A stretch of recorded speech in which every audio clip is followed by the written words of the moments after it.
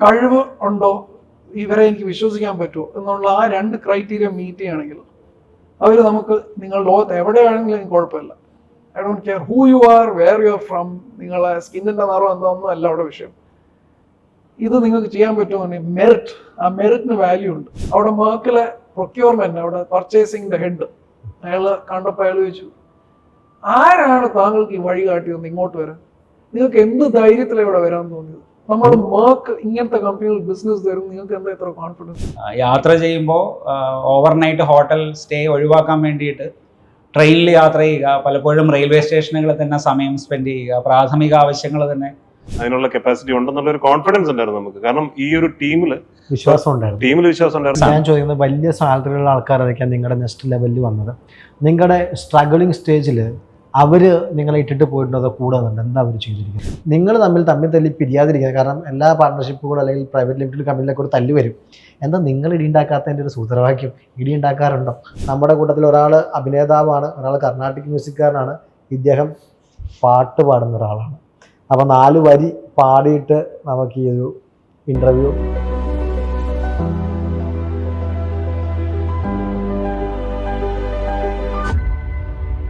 നമസ്കാരം. രംഗു കെ ഹരിദാസ്. സ്പാർക്കിൻ്റെ സ്പാർക്കുള്ള പുതിയൊരു എപ്പിസോഡിലേക്ക് ഏവർക്കും സ്വാഗതം. 5 അപരിചിതർ അവരൊരു കമ്പനി തുടങ്ങുന്നു. ചുമ്മാതെ ഒരു കമ്പനിയല്ല, 1650 സ്റ്റാഫും ലോകമൊട്ടാകെ ഓഫീസുമുള്ള വലിയൊരു സ്ഥാപനം എക്സ്പീരിയോൺ. അതിൻ്റെ സാരഥികളാണ് ഇന്ന് സ്പാർക്കിൻ്റെ വേദിയിൽ എത്തിയിട്ടുള്ളത്. നമുക്ക് സ്വാഗതം ചെയ്യാം നിങ്ങൾ 3 പേരെയും സ്പാർക്കിൻ്റെ വേദിയിലേക്ക്. നമുക്കൊന്ന് പരിചയപ്പെട്ടാലോ? ശ്രീയിൽ നിന്ന് തന്നെ നമുക്ക് തുടങ്ങാം. എൻ്റെ പേര് ശ്രീകുമാർ. എൻ്റെ പേര് മനോജ് ബൽരാജ്. ഞാൻ ബിനു ജേക്കബ്. 3 പേരും 3 ഡിഫറെൻറ്റ് സ്ഥലങ്ങളിൽ നിന്നുള്ളവരാണ്. ജീവിതത്തിൽ കണ്ടുമുട്ടിയതെല്ലാം വളരെ പ്രത്യേക സാഹചര്യങ്ങളിലാണ്.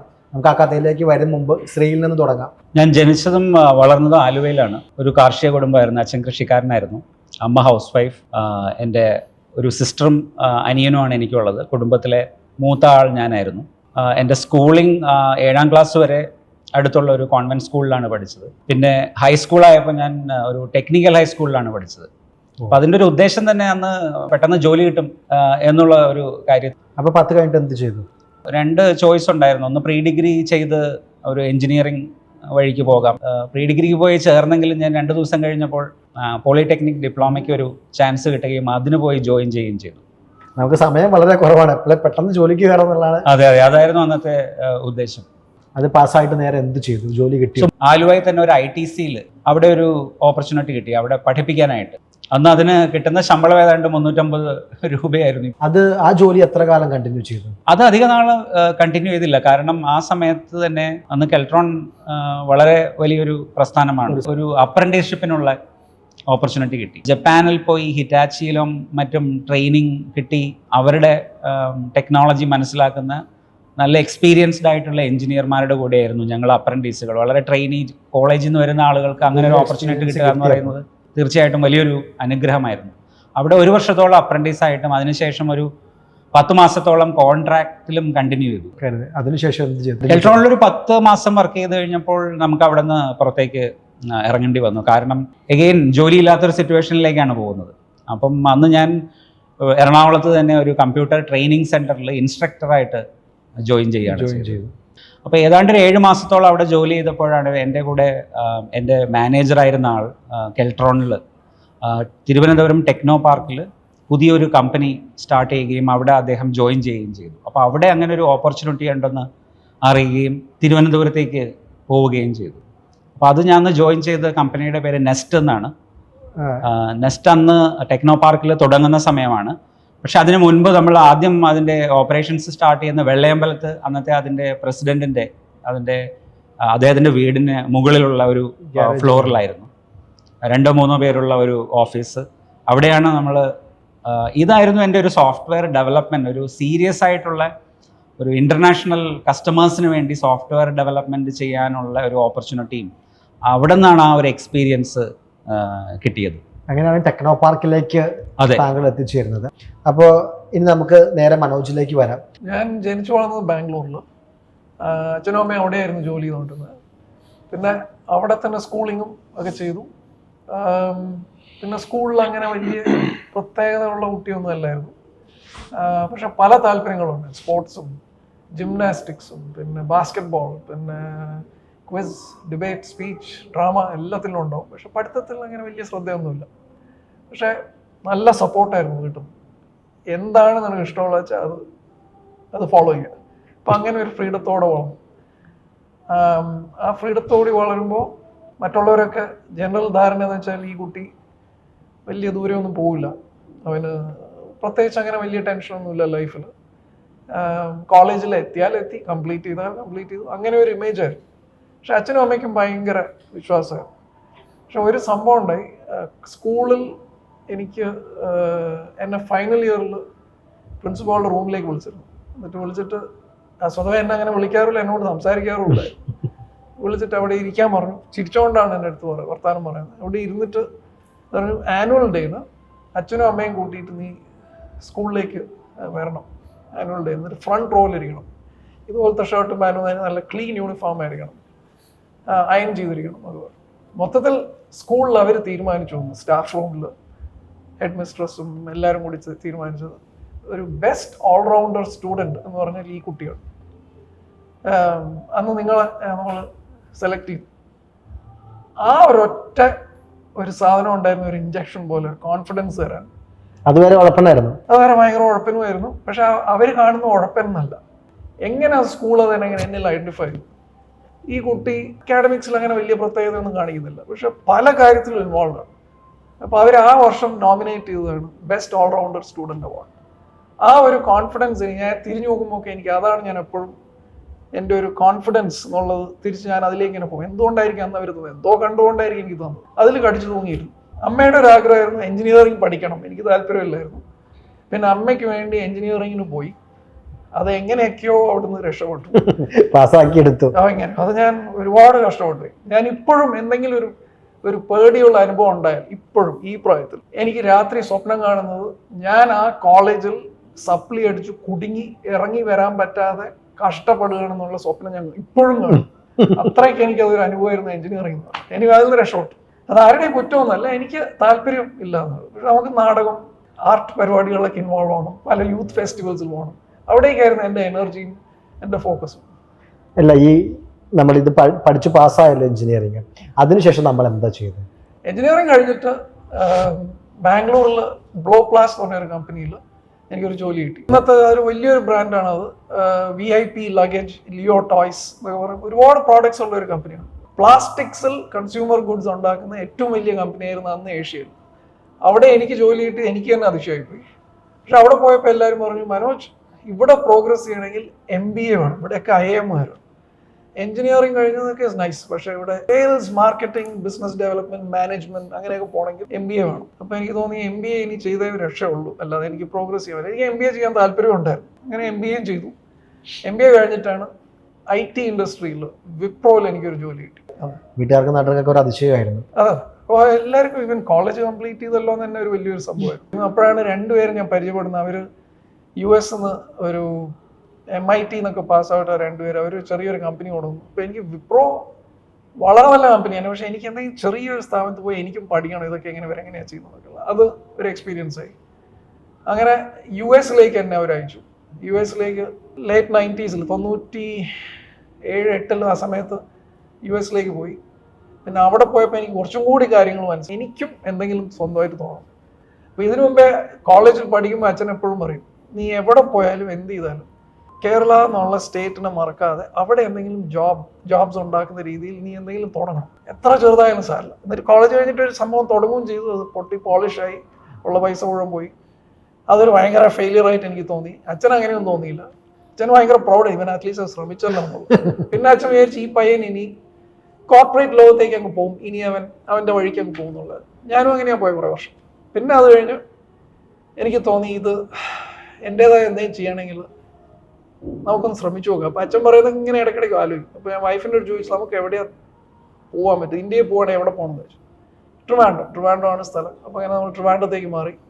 ട്രിവാൻഡ്രത്ത് മാറിയത് VK മാത്യൂസ് എന്ന് പറഞ്ഞ IBSൻ്റെ ഫൗണ്ടർ. അദ്ദേഹം എന്നെ അറ്റ്ലാന്റയിൽ വെച്ച് കണ്ടിരുന്നു. ഞാൻ അറ്റ്ലാന്റ എന്ന് പറഞ്ഞ സ്ഥലത്തായിരുന്നു ജോലി ചെയ്തിരുന്ന ആ സമയത്ത്. അപ്പോൾ ഇങ്ങനെ കേരളത്തിൽ ഇങ്ങനെ ഒരു ഓപ്പർച്യൂണിറ്റി ഉണ്ട്, കേരളത്തിൽ വരികയാണെങ്കിൽ ഇങ്ങനെ IBS എന്ന് പറഞ്ഞ കമ്പനി. അങ്ങനെ IBS വന്നു. ബിനു ആണ് ആദ്യം ഞാൻ പരിചയപ്പെടുന്നത്.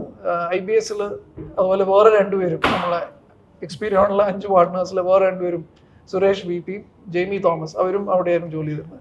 അതിലേക്ക് നമുക്ക് വരാം. അതിനു മുമ്പ് ബിനുവിൻ്റെ കഥ കേൾക്കാനുണ്ട്. എൻ്റെ അറിവിൽ കാസർഗോഡുകാരനാണ്. എങ്ങനെയാണ് ഈ ഒരു യാത്ര ടെക്നോ പാർക്കിലേക്ക് എത്തുന്നതെന്ന് പറഞ്ഞാൽ നല്ലത്. ജനിച്ചത് തൊടുപുഴയാണെങ്കിലും കാസർഗോഡേക്ക് പേരൻസ് 3 മാസത്തോളം മാറി. അവിടുന്ന് സ്കൂളിംഗ് ഒക്കെ കാസർഗോഡ് രാജപുരം എന്ന് പറഞ്ഞൊരു സ്ഥലത്ത്. ഫാദറും മദറും 2 പേരും സ്കൂൾ ടീച്ചേഴ്സ് ആയിരുന്നു. പിന്നെ നന്നായി പഠിക്കുമായിരുന്നു ആ കാലത്തിലേക്ക്. പ്രീ ഡിഗ്രി വരെ നന്നായിട്ട് പഠിക്കുമായിരുന്നു. എഞ്ചിനീയറിംഗ് കോളേജ് വന്നു കഴിഞ്ഞപ്പോൾ കുറച്ച് ഒരു ഉഴപ്പും. എനിക്ക് ഈ പറഞ്ഞ മ്യൂസിക്കിലും ഒക്കെ താല്പര്യം ഉണ്ടായിരുന്നു. പാട്ട്, അതുപോലെ സോഷ്യൽ ആക്ടിവിറ്റീസിലൊക്കെ ഭയങ്കര താല്പര്യം. കുറച്ചൊക്കെ ഒന്ന് ഉഴപ്പിന്ന് വേണേൽ പറയാം. പാസ്സായി, ആദ്യത്തെ ചാൻസിൽ തന്നെ പാസ്സായി. ഈ കാലഘട്ടം വരെ നിങ്ങൾ ആരും തമ്മിൽ കാണുകയോ പരിചയപ്പെടുകയോ ഒന്നും ഉണ്ടായിട്ടില്ല?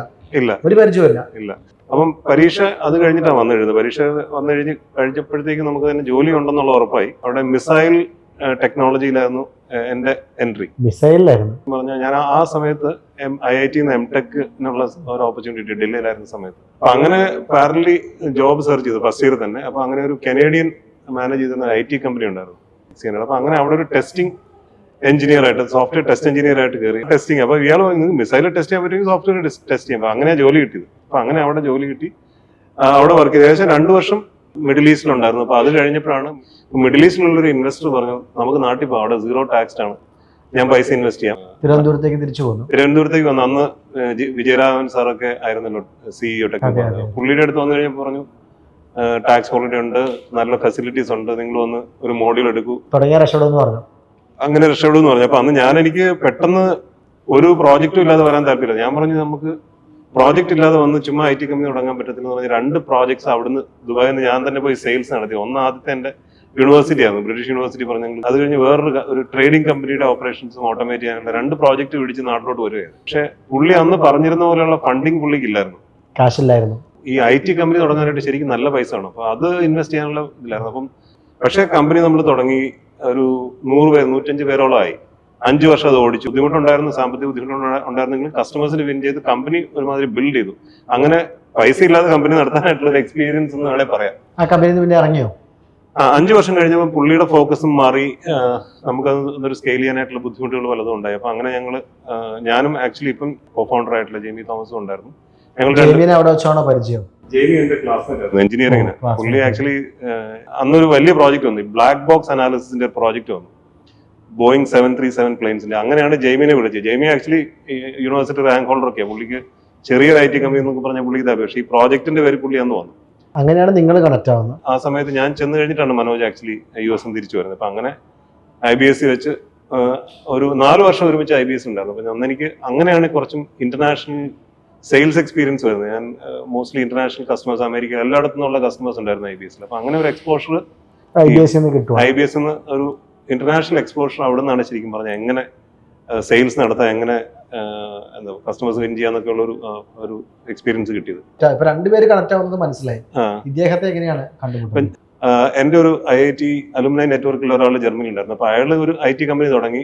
ഒരു 10 പേരെ ഉണ്ടായിരുന്നുള്ളൂ അന്ന് ആ കമ്പനിയിൽ.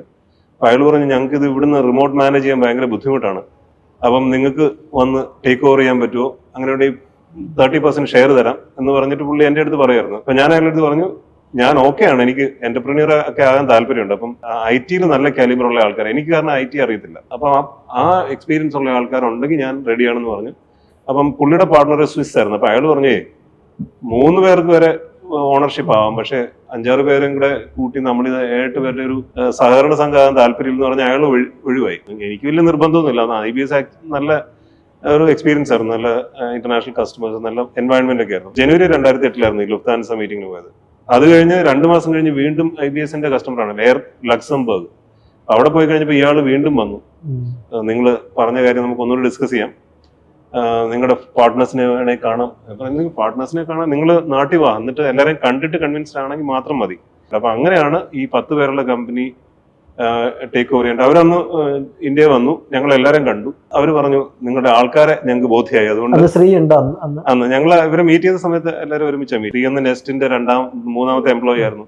ശ്രീ കുറച്ച് വിസിബിൾ ആയിരുന്നു ടെക്നോ പാർക്കിൽ, ഒരു ഹാർഡ്കോർ ടെക്കി ആണെന്നുള്ളൊരു ഇതുണ്ടായിരുന്നു. അപ്പൊ അങ്ങനെ ശ്രീയുടെ ഇൻഫാക്ട് മാനേജർ, ഞങ്ങളെല്ലാം ഒരുമിച്ചൊരു കണക്ട് ആയിരുന്നു. അപ്പൊ അങ്ങനെയാണത് തുടങ്ങിയത്. അപ്പം ഇവരുടെ ഒരു ടേക്ക് ഓവറിന് വേണ്ടിയിട്ടാണ് ഞങ്ങൾ ഒരുമിച്ച് കൂടിയത്. അപ്പം ആരൊക്കെ ഒരുമിച്ച് കൂടിയോ? നിങ്ങൾ 5 പേര് ഒരുമിച്ച് കൂടിയോ? 5 പേര്, ഞങ്ങൾ ഇൻഫാക്ട് 6 പേരുണ്ടായിരുന്നു. അപ്പൊ അതിനകത്ത് ഒരാള് പിന്നീട് പോവാണ് പിന്നീട് എക്സിറ്റ് ചെയ്തു. അന്ന് ആ കമ്പനിയുടെ പേരെന്തായിരുന്നു? ഇൻഫോഷ്യൻ എന്നായിരുന്നു കമ്പനിയുടെ പേര്. എന്താണ് ഇൻഫോഷ്യൻ? അതൊരു സുഖമില്ലാത്ത പേരായിരുന്നു. അപ്പൊ അത് നമ്മൾ അന്ന് തന്നെ, കാരണം ഞങ്ങൾക്ക് അന്ന് ശരിക്കും തേജസ്വിനി ബിൽഡിങ്ങിന്റെ ഒരു -2-ല്, അതായത് വളരെ പാർക്കിംഗ് ബേയുടെ സൈഡിലുള്ള ഒരു ഓഫീസായിരുന്നു. വളരെ മോശമായിട്ടുള്ള ഒരു കണ്ടീഷനൊക്കെ ആയിരുന്നു. അപ്പൊ അന്ന് തന്നെ ഞങ്ങൾ തീരുമാനിച്ചു പേര് മാറണം. ഞങ്ങളുടെ ഫിലോസഫി അല്ല, അതൊരു ടിപ്പിക്കൽ സർവീസസ് കോസ്റ്റ് ആർബിട്രാജിനുള്ള ഒരു കമ്പനിയായിരുന്നു.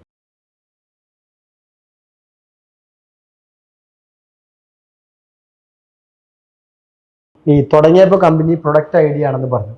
എന്തായിരുന്നു ശ്രീ പ്രൊഡക്റ്റ് ഐഡിയ? എന്തായിരുന്നു? എങ്ങനെയാണ് കമ്പനിയിൽ ആദ്യത്തെ പ്രൊഡക്റ്റ് ഡെവലപ്പ് ചെയ്യുന്നത്? നമ്മൾ തുടങ്ങുന്നത് 2008-ലാണ്. ഇപ്പോൾ ബിനു ഈ പറഞ്ഞ ഒരു ഗ്രൂപ്പായിട്ട് നമ്മൾ വന്ന് എക്സ്പീരിയോൺ എന്നുള്ളൊരു, പക്ഷേ ആ ഒരു 2008-ലാണ് ഒരു ഗ്ലോബൽ ഫിനാൻഷ്യൽ ക്രൈസിസ് വരുന്നത്. അപ്പോൾ നമ്മൾ പ്രതീക്ഷിച്ച പോലെ ബിസിനസ് വന്നില്ല, ഉള്ളത് തന്നെ ഇല്ലാതാവുകയും ചെയ്തു. ബിനു എല്ലാവരെയും കൂടെ കൂട്ടി ഒരു കമ്പനി ഉണ്ടായി. കമ്പനി വലിയ പ്രശ്നത്തിട്ട് പോവുകയാണ്. അതെ, അങ്ങനെ ഒരു സമയത്താണ് നമുക്ക് തോന്നിയത് എന്തുകൊണ്ട് നമുക്ക് പുതിയ പ്രോഡക്ട്സ്, അപ്പോൾ ഐഡിയകൾക്ക് നമുക്ക് ഒരിക്കലും കുറവില്ല. സർവൈവലാണ് പ്രശ്നം, 2 ഐഡിയ വേണം. അപ്പോൾ എല്ലാ സംരംഭകരെയും പോലെ നമുക്ക് എല്ലാ ദിവസവും നമ്മൾ എഴുന്നേൽക്കുന്നത് കുറേ ഐഡിയ കൊണ്ടായിരിക്കും. അപ്പോൾ നമ്മൾ വിചാരിച്ചു ഫോൺസ് ധാരാളമുള്ള സമയമാണ്, പക്ഷെ നോക്കിക്കഴിഞ്ഞാൽ നമുക്കറിയാം അവർക്കുള്ള സർവീസ് എന്ന് പറഞ്ഞാൽ ആകെയുള്ളത് ഈ കോളിംഗ് സർവീസാണ് കൂടുതലായിട്ടുള്ളത്. അപ്പോൾ നമ്മളന്ന് 1-2 ഐഡിയാസ് ഡെവലപ്പ് ചെയ്തെടുത്തത്. ഒന്ന്, ഒരു ടാക്സി ബുക്കിംഗ് യൂസിങ് SMS. അതുപോലെ തന്നെ cinema theatre seats booking using SMS. ഇത് 2 ബുക്ക് മൈ ഷോയും ഒരു യൂബറും അങ്ങനെ ഉണ്ടാക്കി. അതെ, അതായത് അത് ഇപ്പൊ ആലോചിക്കുമ്പോൾ വളരെ ഇൻട്രസ്റ്റിംഗ് ആയിട്ട് തോന്നും. നഷ്ടമോന്ന് അതാണ്, അതൊന്ന് കണ്ടിന്യൂ ചെയ്തെങ്കിൽ യൂബർ ബുക്ക് മൈ ഷോ ഒക്കെ ആകുമെന്ന് തോന്നിയിട്ടുണ്ടോ? ഇപ്പൊ അങ്ങനെ തോന്നാറുണ്ട്. അന്ന് നമ്മളത് ഡെവലപ്പ് ചെയ്തു, ടെക്നിക്കലി വളരെ നന്നായിരുന്നു എന്ന് തന്നെയാണ് എൻ്റെ ഇപ്പോഴും എൻ്റെ വിശ്വാസം. നമ്മളത് അന്നത്തെ ടെലികോം കമ്പനികളുമായിട്ട് വർക്ക് ചെയ്ത് അതിനെ പോപ്പുലർ ആക്കാൻ ശ്രമിച്ചു, പക്ഷെ അതത്ര നന്നായി പോയില്ല. ആ ഒരു പരാജയം എന്ന് വേണമെങ്കിൽ പറയാം. ഈ മാർക്കറ്റ് റെഡിനെസ് എന്നൊരു കാര്യമുണ്ട്. ഇതുപോലത്തെ ടെക്നോളജികൾ പലപ്പോഴും മാർക്കറ്റിലേക്ക് വരുമ്പോൾ നമ്മൾ കുറച്ച് ഏർലി ആയിരുന്നോ എന്ന് സംശയമുണ്ട്. അല്ലെങ്കിൽ ഞങ്ങളന്ന് ഉപയോഗിച്ച ഈ SMS എന്ന് പറയുന്ന ഒരു മാർഗം, ആ ഒരു മെത്തേഡ് ചിലപ്പോൾ ഇതിന് സ്യൂട്ടബിൾ ആവാത്തതാവാം.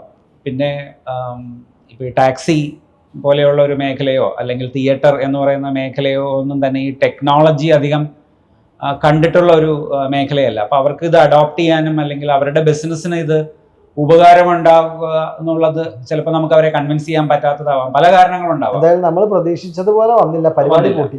അതെ അതെ. അപ്പോൾ അതായിരുന്നു ആ പ്രോഡക്ട്സ് ജേർണി. അതോടെ നിർത്തിയ പ്രോഡക്റ്റിന്റെ പരിപാടി. നമ്മൾ ആ സമയത്ത് വേറൊരു പ്രോഡക്റ്റ് കൂടെ തുടങ്ങിയിരുന്നു. അതായത് ഈ റീറ്റെയിൽ കമ്പനീസ്, ഈ നമ്മൾ അന്നൊരു വർക്ക് ചെയ്ത് തുടങ്ങിയത് അരി ഡിസ്ട്രിബ്യൂട്ട് ചെയ്യുന്ന കമ്പനി അല്ലെങ്കിൽ മസാലപ്പൊടി ഡിസ്ട്രിബ്യൂട്ട് ചെയ്യുന്ന ഒരു കമ്പനി. അവർ ഈ ഓർഡറുകൾ എടുക്കുന്നത് ഒരു ഓർഡർ ബുക്കും കൊണ്ട് ചെന്നിട്ട് അതിൽ കടലാസിൽ എഴുതിയാണ് എടുക്കുന്നത്. അപ്പോൾ അത് അവരുടെ ഹെഡ് ക്വാർട്ടേഴ്സിലേക്ക് വിളിച്ചു പറയുന്നു. അതിലൊരുപാട് മിസ്റ്റേക്സ് ഒക്കെ വരാൻ ചാൻസ് ഉണ്ട്. ഈ സമയമായപ്പോഴേക്കും നമുക്ക് ഈ പഴയ ജാവ ഫോൺസ് ഉള്ള സമയമാണ്. ഈ ഐഫോണും ആൻഡ്രോയിഡ് ഫോൺസും ഒന്നും ഇല്ലാത്ത സമയമാണ്. അപ്പോൾ നമ്മൾ അതിനുവേണ്ടി ചെറിയ നോക്കിയ ഫോൺസിന് വേണ്ടി ചെറിയൊരു ആപ്ലിക്കേഷൻ ഉണ്ടാക്കി ഓർഡർ ഈ ഫോണിൽ കൂടെ തന്നെ ഡയറക്റ്റ് ആയിട്ട് ഇവരുടെ ഹെഡ് ക്വാർട്ടേഴ്സിലേക്ക് അയക്കാനുള്ള ഒരു ആപ്ലിക്കേഷൻ ഉണ്ടാക്കിയിരുന്നു. എഗെയിൻ ഞങ്ങൾ വിചാരിച്ചു അത് വളരെ ബ്രില്യൻ്റ് ഐഡിയ ആണ്, ഇത് ഒരുപാട് മാർക്കറ്റ് തന്നെ മാറ്റുന്ന തരത്തിലുള്ള ഐഡിയ ആണ്. അത് കുറച്ച് വർഷം ഞങ്ങൾ അത് കണ്ടിന്യൂ ചെയ്തു. പക്ഷെ അഗെയിൻ വീണ്ടും ഫ്ലോപ്പായി. അത് പ്രതീക്ഷിച്ച വിജയത്തിലേക്ക് എത്തിയില്ല. നിങ്ങളൊരു കാര്യം മനസ്സിലാക്കണം, ചെറിയ പ്രായത്തിൽ തന്നെ ബില്ലിംഗ് സോഫ്റ്റ്വെയർ കടകൾക്ക് കൊടുത്തിട്ട് കാശുണ്ടാക്കിയാണ്. അപ്പോൾ സോഫ്റ്റ്വെയർ എന്തായാലും വിട്ട് കളിച്ചിട്ടൊരു കളിയില്ല. അപ്പോൾ അതിലും തോറ്റു, അങ്ങനെ വേണമെങ്കിൽ പറയാം. അപ്പോൾ പരാജയം 1 2 മൾട്ടിപ്പിൾ ടൈംസ് നമ്മൾ രുചിച്ചപ്പോൾ അതിൽ നിന്ന് കിട്ടുന്ന ഒരു നോളജ് ഉണ്ടല്ലോ. നിങ്ങൾ ഏറ്റവും നല്ല വ്യക്തി എന്ന് പറയുന്ന ശ്രീ തോക്കുവാണ് എന്നെ തോന്നി. കാരണം എന്തുണ്ടാക്കും ശ്രീ എന്നാണ് നിങ്ങൾ പറയുന്നത്. ശ്രീ ഉണ്ടാക്കി എല്ലാം പൊട്ടിപ്പോയപ്പോൾ എന്തെങ്കിലും തോന്നിയോ? ഈ ശ്രീ രക്ഷപ്പെടുത്തുമോ എന്ന് പ്രതീക്ഷ വന്നായിരുന്നോ? അങ്ങനെയല്ല, ഞങ്ങൾ ഓരോ 3 വർഷം കൂടുമ്പോൾ ഞങ്ങളുടെ സ്ട്രാറ്റജി മാറ്റുമായിരുന്നു. അപ്പം ഈ സിംബിയൻ ഫോണിൽ, കാര്യം വോഡാഫോണൊക്കെയാണ് ഞങ്ങൾ മാർക്കറ്റിൽ കൊണ്ടായി, അപ്പോൾ കുറച്ച് വിസിബിലിറ്റി ഉണ്ടായിരുന്നു ഞങ്ങൾക്ക്. അപ്പോൾ ഈ സിംബിയൻ ഫോണിൽ ശ്രീ ടെക്നോളജി ഉണ്ടാക്കുകയും ആ ടെക്നോളജി സർവീസ് ആയിട്ട് നമുക്ക് കൺവേർട്ട് ചെയ്യാമെന്ന് വിചാരിച്ചു. അപ്പം അങ്ങനെ ആ പഠിച്ച കാര്യങ്ങളൊന്നും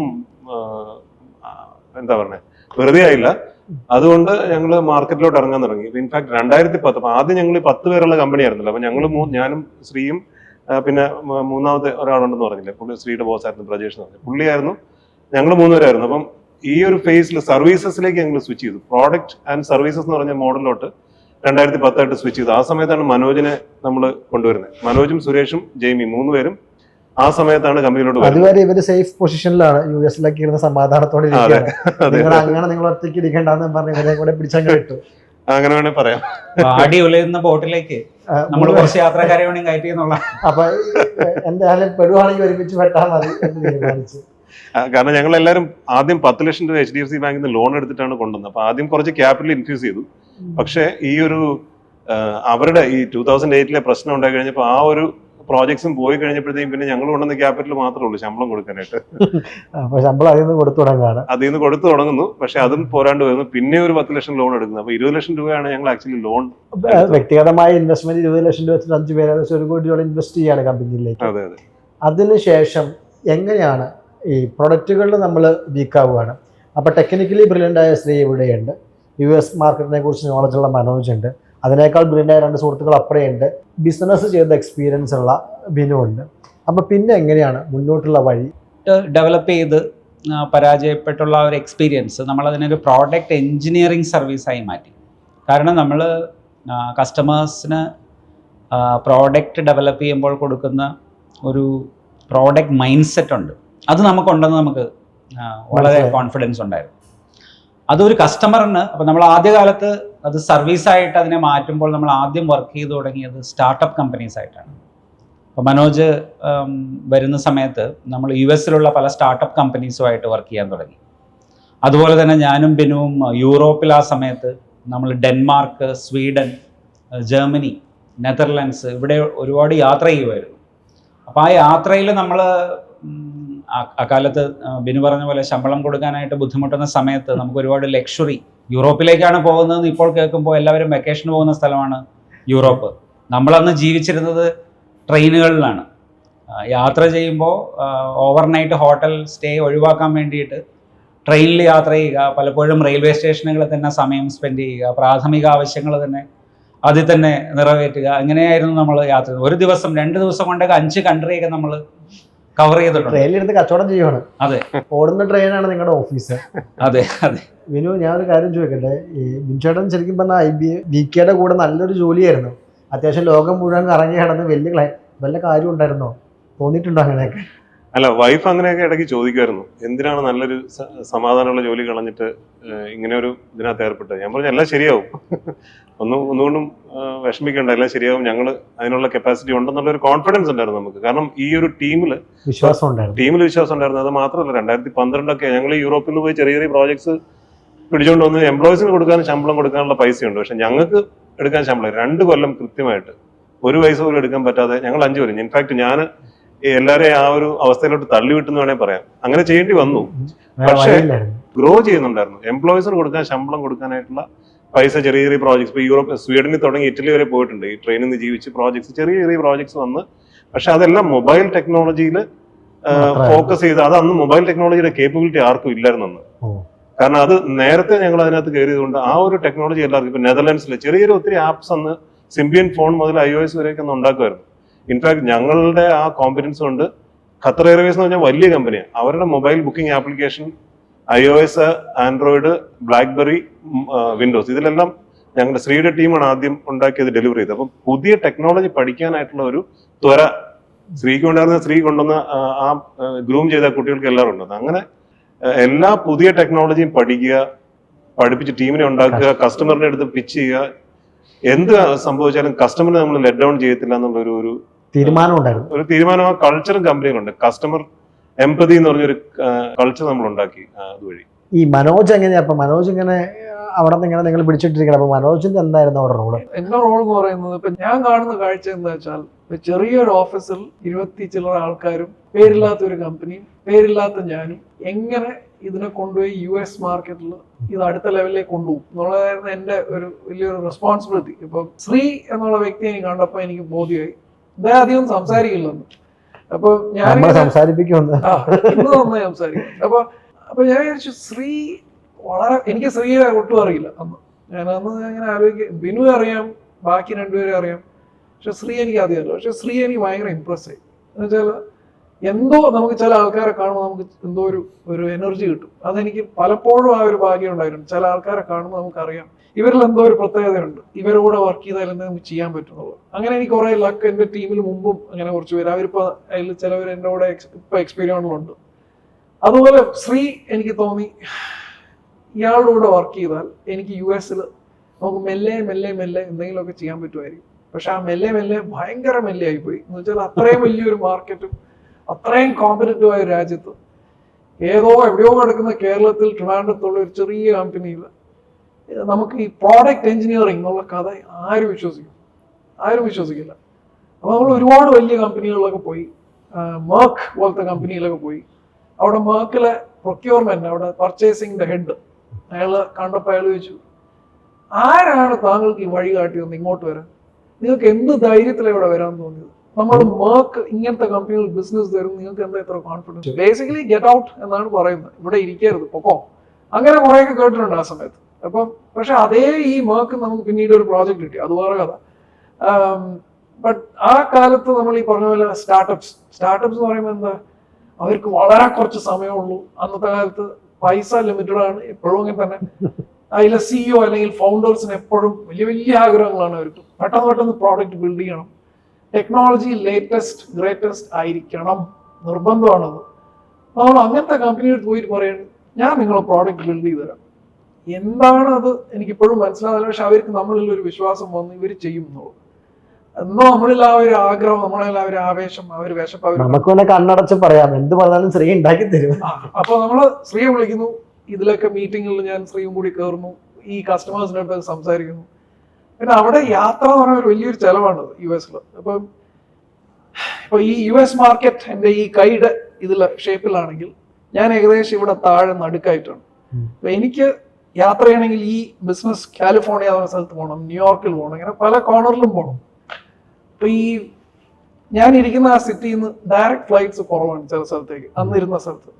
അപ്പൊ എനിക്ക് ഈ ഫ്ലൈറ്റുകൾ ഇങ്ങനെ പോയി നമുക്ക് കറങ്ങി അടിച്ച് നടക്കാനുള്ള റവന്യൂ ഇല്ല അവിടെ, സാലറി ഇല്ല, ഒന്നുമില്ല. അപ്പൊ നമ്മൾ എങ്ങനെയെങ്കിലും ഇത് മാനേജ് ചെയ്യണം. അപ്പൊ ഇവര് ട്രെയിനിൽ യൂറോപ്പിൽ കറങ്ങുന്ന സമയത്ത് എൻ്റെ ഉറക്കം താമസമൊക്കെ എയർപോർട്ടുകളിലായിരുന്നു. അപ്പോൾ എയർപോർട്ടിൽ നമ്മൾ രാത്രി അവിടേക്ക് എങ്ങനെയെങ്കിലും അഡ്ജസ്റ്റ് ചെയ്യുക, അടുത്ത ദിവസം എന്നിട്ട് അടുത്ത ഫ്ലൈറ്റിൽ പോവുക, അങ്ങനെയൊക്കെ ആദ്യമൊക്കെ കുറേ ചെയ്തത്. അപ്പൊ അങ്ങനെയാണ് ഒരു sleepingineirports.net എന്ന് പറഞ്ഞൊരു വെബ്സൈറ്റിൽ ഞാൻ കണ്ടുപിടിച്ചു. നിങ്ങൾ യാത്രയുടെ ഇടയിൽ ഒരു എയർപോർട്ടിൽ കുടുങ്ങിപ്പോയാൽ, അല്ലെങ്കിൽ പുറത്തുപോയി ഹോട്ടലിൽ താമസിക്കാൻ പറ്റില്ലെങ്കിൽ, ഇന്ന എയർപോർട്ടിൽ ഇന്ന സ്ഥലങ്ങളിൽ ചെറിയ കൗച്ച് ഉണ്ടാവും, ചെറിയൊരു സോഫ ഉണ്ടാവും, അവിടെ പോയി കിടന്ന് നോക്കാം. ഈ ഗേറ്റ് നമ്പർ 3 ടെർമിനൽ 2 പോയാൽ അവിടെ ഒരു കോഫി ഷോപ്പാണ്, അതിൻ്റെ അടുത്ത് ഒരു സോഫയുണ്ട്. ഇങ്ങനെയൊക്കെ കുറേ ചെറിയ എക്സ്പീരിയൻസ് ഇപ്പൊ തിരിഞ്ഞു നോക്കുമ്പോൾ അതൊക്കെ വളരെ മെമ്മറബിൾ. ആ സമയത്ത് നമ്മൾ കുറെ കസ്റ്റമേഴ്സിനെ കാണുകയും അവര് ധൈര്യമായിട്ട് നമ്മൾ വിശ്വസിക്കാനും, ഈ പേര് വെക്കാത്ത കമ്പനിയും ഏതോ ഒരു ഞാനും പോയിട്ട് അവരുടെ അടുത്ത് പോയി ചോദിക്കാനും, പിന്നെ അവരിലുള്ള വിശ്വാസം, അതൊക്കെ നമ്മൾ നമുക്കത് ഡെലിവറി കിട്ടാൻ തുടങ്ങി. അത് മെല്ലെ ബിൽഡ് ചെയ്തു.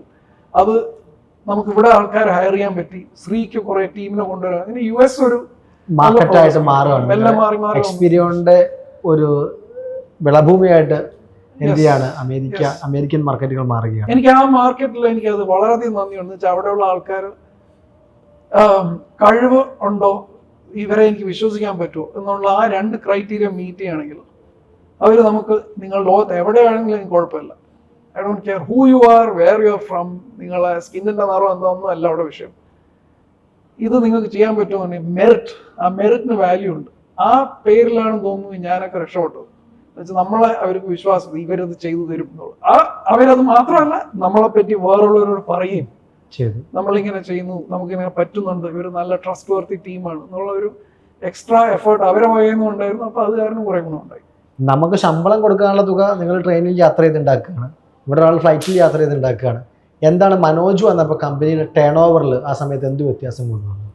2010 മനോജ് വരുന്നത്. അപ്പം ആദ്യത്തെ വർഷം തന്നെ ഈ നമ്മളുടെ മൊബൈൽ സ്റ്റോറീസ്, യൂറോപ്പിൽ നിന്ന് ചെയ്ത മൊബൈൽ സ്റ്റോറീസ് ഒക്കെ കൊണ്ടുപോയി മനോജ് അവിടെ സംസാരിക്കാൻ തുടങ്ങി. അപ്പോൾ ആദ്യത്തെ വർഷം $250,000 ആദ്യത്തെ വർഷത്തെ ടേൺ ഓവർ ആയിരുന്നു, $250,000. അപ്പോൾ ഞങ്ങൾ ലക്ഷങ്ങൾ ഡീൽ ചെയ്തുകൊണ്ടിരുന്ന ഞങ്ങൾ കോടിയിലോട്ട് മനോജ് വന്നതിന് ശേഷം US മാർക്കറ്റിൽ നിന്ന് പ്രോജക്ട്സ് വരാൻ തുടങ്ങി. ആ സമയത്ത് UK നിന്നും യൂറോപ്പിൽ നിന്നൊക്കെയുള്ള പ്രോജക്ട്സ് ഉണ്ട് ചെറുതായിട്ട്. പക്ഷേ ആദ്യത്തെ ഒരു ബിഗ് സ്റ്റെപ്പ് ആ 250K ആയിരുന്നു. അത് പിന്നെ അടുത്ത വർഷം ഇരട്ടിയായി, പിന്നത്തെ വർഷം അതിന് 3 ഇരട്ടിയായി US എന്നുള്ള പ്രോജക്ട്സ്. ആ സമയത്ത് ശരിക്കും പറഞ്ഞാൽ സ്റ്റെബിലൈസ് ചെയ്യാനായിട്ട് ഈ പറഞ്ഞ ചെറിയ ചെറിയ പ്രോജക്ട്സുകൾ ഹെൽപ്പ് ചെയ്തു. അപ്പൊ 2009-10 മുതൽ 12 വരെ ഈ പറഞ്ഞ കഷ്ടപ്പാടിന്റെ സമയമായിരുന്നു. 12-ന് ശേഷം അല്പാൽപ്പം വരാൻ തുടങ്ങി. 14 ആയപ്പോഴത്തേക്ക് അത് കുറച്ചും കൂടെ മെച്ചപ്പെട്ടു. യൂറോപ്പിൽ നിന്ന് വരുന്നതും ബെറ്റർ ആകാൻ തുടങ്ങി. ആ സമയത്ത് തന്നെ ഞങ്ങൾ പാരലി ഓസ്ട്രേലിയക്ക് പോയി. ഇപ്പൊ ഞങ്ങൾക്ക് എവിടെയെങ്കിലും പ്രോജക്റ്റ് ഉണ്ടോ, IBS കണക്ഷൻസ് ഒക്കെ വെച്ച് അറിയുന്ന ആൾക്കാരെയൊക്കെ വെച്ച് ഞങ്ങൾ എല്ലാവരും ശ്രമിക്കും, ശ്രീയുടെ കണക്ഷൻസ് എന്നുള്ള. അപ്പൊ അങ്ങനെ US, UK, ഓസ്ട്രേലിയ ഈ 3 മാർക്കറ്റുമാണ് ശരിക്കും പറഞ്ഞാൽ ഞങ്ങൾ പ്രോജക്ട്സിനായിട്ട് ആശ്രയിച്ചത്. ഈ 2014 വരെ ഭയങ്കര സ്ട്രഗിൾ ആയിരുന്നല്ലോ ശ്രീ. എപ്പോഴെങ്കിലും ശ്രീക്ക് തോന്നിയിട്ടുണ്ടോ ഈ ഒരു ടീമിലേക്ക് വരണ്ടായിരുന്നു, സമാധാനപൂർവമായ ഒരു ജീവിതമായിരുന്നു എനിക്കുണ്ടായിരുന്നത്, 2 സോഫ്റ്റ്വെയർ ഉണ്ടാക്കി കൊടുക്കുക, യാത്ര ചെയ്യുക, സമാധാനം ഉണ്ടായിരുന്നു, ഇവർ വന്ന് നമ്മളൊരു കുഴി ചാടിച്ചു എന്നൊക്കെ തോന്നിയിട്ടുണ്ട്? ടീമിലേക്ക് വരണ്ടെന്ന് ഒരിക്കലും തോന്നിയിട്ടില്ല. ഇതിന് ഇറങ്ങി പുറപ്പെടണമായിരുന്നോ എന്ന് തോന്നിയിട്ടുണ്ട്. കാരണം ഞാൻ ഏതാണ്ട് 35 വയസ്സുള്ളപ്പോഴാണ് ഈ എക്സ്പീരിയൻസിലേക്ക് എത്തുന്നത്. അതൊരു ചോദ്യമാണ്. അന്ന് എത്ര വയസ്സുണ്ടായിരുന്നു ഈ കമ്പനി തുടങ്ങുമ്പോൾ? 38-39 വയസ്സാണ്. എനിക്ക് 41 വയസ്സ്. കൂട്ടത്തിൽ സീനിയർ ആയിരുന്നു. അപ്പോൾ നല്ലൊരു ജോലിയുണ്ട്, ഫാമിലി ലൈഫുണ്ട്. അപ്പോൾ അതെല്ലാം കളഞ്ഞിട്ട് ഇതിലേക്ക് ഇറങ്ങി പുറപ്പെട്ടത് നന്നായോ എന്നൊരു സംശയം പലപ്പോഴും ഉണ്ടായിട്ടുണ്ട്. പക്ഷെ ആ ഒരു ടീമിൽ വിശ്വാസം ഉണ്ടായിരുന്നു. കാരണം ഞങ്ങളെല്ലാം തന്നെ വരുന്നത് പല ഏരിയയിൽ നിന്നാണ്. ഇപ്പോൾ ബിനുവും മനോജും കൂടുതലും സെയിൽസും കസ്റ്റമർ എൻഗേജ്മെൻറ്റും ആണെങ്കിൽ, സുരേഷ്, ജെയ്മി, ഞാൻ സോഫ്റ്റ്വെയർ ഡെവലപ്മെൻറ്റ് സൈഡിൽ നിന്ന് വരുന്ന ആളുകളാണ്. അപ്പോൾ കമ്പൈൻഡ് ആയിട്ട് നമുക്ക് കസ്റ്റമേഴ്സിന് നല്ല വാല്യൂ ആഡ് ചെയ്യാൻ പറ്റും എന്നുള്ളൊരു വിശ്വാസം അപ്പോഴും കയ്യിലുണ്ടായിരുന്നു. ബിൻചേട്ടാ, ഞാൻ ഒരു കാര്യത്തിലേക്ക് 2014 വരെ നമ്മൾ സ്റ്റാർട്ടപ്പുകളെയാണ് ഫോക്കസ് ചെയ്യുന്നത്. 2014 ശേഷം അപ്പോൾ നമ്മളൊന്ന് സ്റ്റേബിളായി, നമുക്ക് ചെറിയൊരു ടീമായി, നമ്മളെ വിശ്വസിച്ച് കുറേ പേര് കൂടെ വന്നു. അപ്പോൾ 2014 ശേഷം കമ്പനിയിലുണ്ടായ മാറ്റം എന്താണ്? ഒരു 2 പോയിന്റ് ഉണ്ട്. ഒന്ന്, 2014 ശേഷം ഞങ്ങൾ ഈ സ്റ്റാർട്ടപ്പുകളിൽ നിന്ന് SME, അതായത് സ്മോൾ ആൻഡ് മീഡിയം സെഗ്മെന്റ് കസ്റ്റമേഴ്സിലോട്ട് ഫോക്കസ് ചെയ്തു. പക്ഷെ അതിന് മുമ്പായിട്ട് ഞങ്ങളുടെ കൂടെ വർക്ക് ചെയ്ത് ഞങ്ങൾക്ക് ട്രസ്റ്റ് ഉണ്ടായിരുന്ന ആൾക്കാർ, അതായത് നല്ല ക്വാളിറ്റിയും കേപ്പബിലിറ്റിയും ഡെലിവറിയിൽ ഉണ്ടെന്ന് പറയുന്ന നെക്സ്റ്റ് ലെയർ ഓഫ് ആൾക്കാരെ ഈ 2011 മുതൽ അല്ലെങ്കിൽ 2010-11 ശേഷം 2014 വരെ ഞങ്ങളുടെ ആ സെക്കൻഡ് ലെയർ ഓഫ് ആൾക്കാരെ, ഇപ്പം എൻ്റെ കീഴിൽ വർക്ക് ചെയ്ത ആൾക്കാർ, മനോജിന്റെ കീഴിൽ വർക്ക് ചെയ്ത ആൾക്കാർ, അല്ലെങ്കിൽ ശ്രീയുടെ കീഴിൽ വർക്ക് ചെയ്ത ആൾക്കാർ, സുരേഷ്, ജെയ്മി, എല്ലാവരുടെയും കീഴിൽ വർക്ക് ചെയ്ത ഞങ്ങളെ ഞങ്ങളെ മെന്റേഴ്സ് ആയിട്ട് കാണുന്ന കുറച്ച് ആൾക്കാരുണ്ടായിരുന്നു. അങ്ങനെ ഇപ്പം 30ഓളം പേര് അങ്ങനെയുള്ള ആൾക്കാർ നെക്സ്റ്റ് ലെയറിലുണ്ട്. അപ്പൊ അവരാണ് ശരിക്കും പറഞ്ഞാൽ എന്ത് ടൈപ്പ് പ്രോജക്ട്സും എടുക്കാൻ പറ്റുന്ന ഒരു കോൺഫിഡൻസ് തന്നു. അപ്പൊ അതിനുശേഷം 2014 നമ്മൾ എസ്പെഷ്യലി US മാർക്കറ്റിലും യൂറോപ്പിലും എല്ലായിടത്തും SME കസ്റ്റമേഴ്സിനെ ഫോക്കസ് ചെയ്ത് ഈ പറഞ്ഞ പല ടെക്നോളജി, മൊബൈൽ ടെക്നോളജി ഉണ്ട്, പല പുതിയ ടെക്നോളജി വരുന്നതെല്ലാം നമ്മൾ ഗ്രൂപ്പ് ചെയ്തിട്ട് ഡൊമൈൻ ബക്കറ്റിലോട്ടാക്കി. അതായത് retail, health care, transportation, finance, അങ്ങനെ പല ഏരിയയിലുള്ള പ്രോജക്ട്സ് ആക്കിയിട്ട് ഞങ്ങൾ ഒരു പ്രീ സെയിൽസ് ടീമിനെയൊക്കെ കൊണ്ടുവന്ന്, ശ്രീ ഇൻഫാക്ട് കുറെ ആർക്കിടെക്ട്സിനെ കൊണ്ടുവന്ന് ആ ഒരു stability and capability to deliver നമുക്ക് കസ്റ്റമേഴ്സിന് ഡെമോൺസ്ട്രേറ്റ് ചെയ്യാനായിട്ടുള്ള ഒരു പ്ലാനോടുകൂടി 2014 ശേഷം നമ്മൾ SME കസ്റ്റമേഴ്സ്, കുറച്ച് എന്റർപ്രൈസ് കസ്റ്റമേഴ്സും, 2014 മുതൽ 2019 വരെയുള്ള ആ കാലഘട്ടത്തിൽ SME ആൻഡ് കുറച്ചും കൂടെ വലിയ കമ്പനികളുടെ അടുത്ത് പോകാനുള്ള ഒരു മസിൽ നമുക്ക് ഉണ്ടായെന്ന് വേണമെങ്കിൽ പറയാം. നമ്മൾ സ്റ്റാർട്ടപ്പുകളെക്കാളേറെ മറ്റു മേഖലകളിലേക്ക് ഫോക്കസ് ചെയ്തു തുടങ്ങി. കാരണം സ്റ്റാർട്ടപ്സിന് ഫിനാൻസ് ലിമിറ്റഡ് ആണല്ലോ, അപ്പോൾ അവരുടെ ബജറ്റ്സ് ലിമിറ്റഡ് ആണ്. SMEസിന് കുറച്ചും കൂടെ ബജറ്റ് ഉണ്ട്. എന്റർപ്രൈസ് കസ്റ്റമേഴ്സിന് അൺലിമിറ്റഡ് ബജറ്റ്സ് നമ്മുടെ ഒരു കോണ്ടെക്സ്റ്റിലുണ്ട്. അപ്പം അങ്ങോട്ട് എത്തണം എന്നുള്ളതായിരുന്നു. അപ്പൊ അവിടെ ഈ ഡൊമൈൻസിലുള്ള സ്റ്റോറി പ്ലസ് ഈ പ്രോഡക്റ്റ് എഞ്ചിനീയറിംഗ് മനോജ് പറഞ്ഞില്ലേ, അപ്പൊ ആ ഒരു ഫോക്കസ്, ഇത് രണ്ടും കൂടി ആയി കഴിഞ്ഞപ്പോഴത്തേക്കും മറ്റുള്ള വലിയ കമ്പനികളെ അപേക്ഷിച്ച് നമ്മളെ കസ്റ്റമേഴ്സ് ഡിഫറെന്റ് ആയിട്ട് കാണാൻ തുടങ്ങി.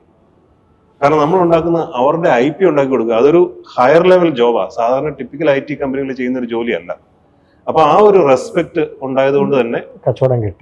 SME കസ്റ്റമേഴ്സിന് അത് കച്ചവടം പറഞ്ഞു കഴിഞ്ഞാൽ ഗ്ലോബലി, അമേരിക്ക ഒരു ടെറിട്ടറി ആണെങ്കിലും UK-ലും യൂറോപ്പിലും ഏകദേശം 35ഓളം രാജ്യങ്ങളിൽ നമ്മളിപ്പം ഇതിനോടകം കച്ചവടം ചെയ്തു കഴിഞ്ഞു. റെഫറൻസ് വഴി, റെഫറൻസ് ആണ് കൂടുതൽ. ഒരു കസ്റ്റമർ പറയുവാണ്, പോയി തിരുവനന്തപുരത്ത് ഏതോ ഒരു മൂലയില് ഒരു കമ്പനി ഉണ്ട്, അവർ കൊള്ളാം, അവർ ആൾക്കാരെ വിശ്വസിക്കാം എന്നുള്ള ആ ഒരു ഫീലിംഗ് റെഫറൻസ് വഴി ഒത്തിരി കസ്റ്റമേഴ്സ് ഉണ്ട്.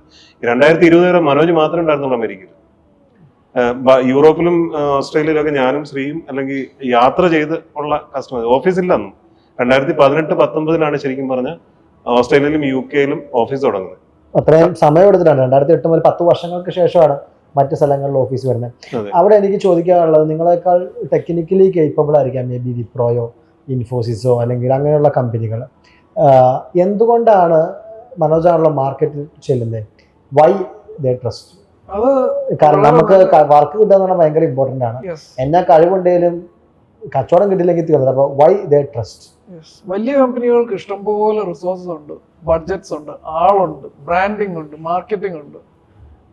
അവർക്ക് ഒരുപാട് കഴിവുകളുണ്ട്, ഒരുപാട് കാര്യങ്ങൾ അവർ ചെയ്യും. IT ഇൻഡസ്ട്രിയിൽ അതിൻ്റെ അകത്ത് 75 കാര്യങ്ങളുണ്ടെങ്കിൽ 75 ഏരിയയിലും അവർക്ക് കഴിവുകളുണ്ടാവും.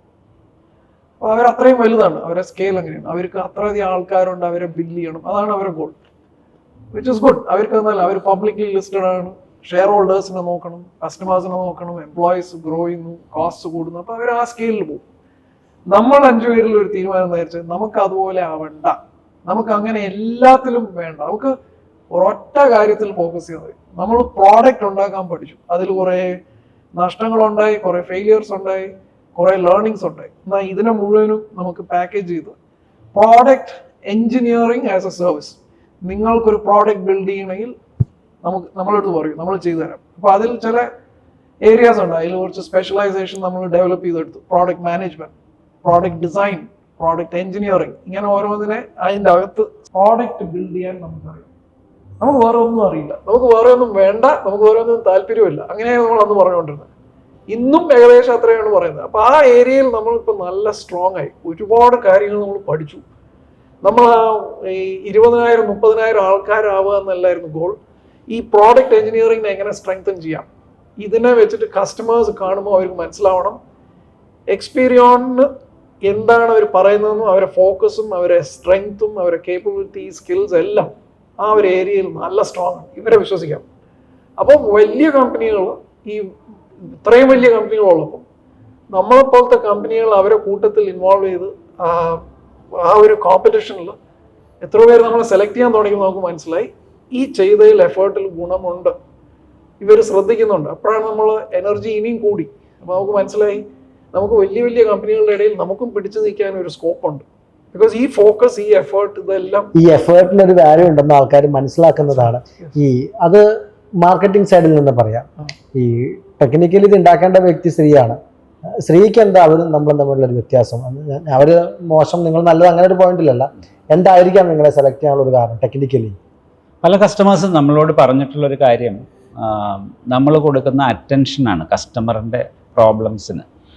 വലിയ കമ്പനികൾക്ക് അവരുടേതായ ഒരു ലിമിറ്റേഷൻ ഉണ്ട്. കാരണം അവർക്ക് പലപ്പോഴും ആ ഒരു കസ്റ്റമറുമായിട്ട് ജോലി തുടങ്ങുമ്പോൾ ആ ടീമിൻ്റെ സൈസ് കൂട്ടുക എന്നുള്ളതാണ് അവരുടെ പ്രഥമമായ ഉദ്ദേശം. നമ്മളങ്ങനെയല്ല, കസ്റ്റമറിന് വാല്യൂ ഡെലിവറി ചെയ്യുക എന്നുള്ളതാണ് നമ്മൾ ഉദ്ദേശിക്കുന്നത്. അത് കസ്റ്റമേഴ്സ് നമ്മളോട് പറഞ്ഞിട്ടുള്ള കാര്യമാണ്.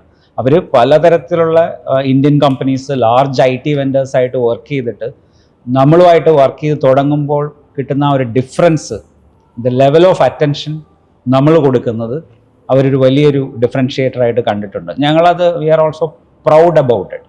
അപ്പോൾ നമ്മുടെ നെക്സ്റ്റ് ലെവലിലുള്ള ആളുകളാണെങ്കിലും നമ്മളെ ട്രസ്റ്റ് ചെയ്ത് വന്നിട്ടുള്ള ആളുകൾ അതേ ലെവൽ ഓഫ് കമ്മിറ്റ്മെൻ്റ് ആണ് കസ്റ്റമേഴ്സിന് കൊടുക്കുന്നത്. അത് വലിയൊരു ഡിഫറൻസ് ആണ്. ഞാൻ ചോദിക്കുന്നത്, വലിയ സാലറിയുള്ള ആൾക്കാരായിരിക്കാം നിങ്ങളുടെ നെക്സ്റ്റ് ലെവലിൽ വന്നത്.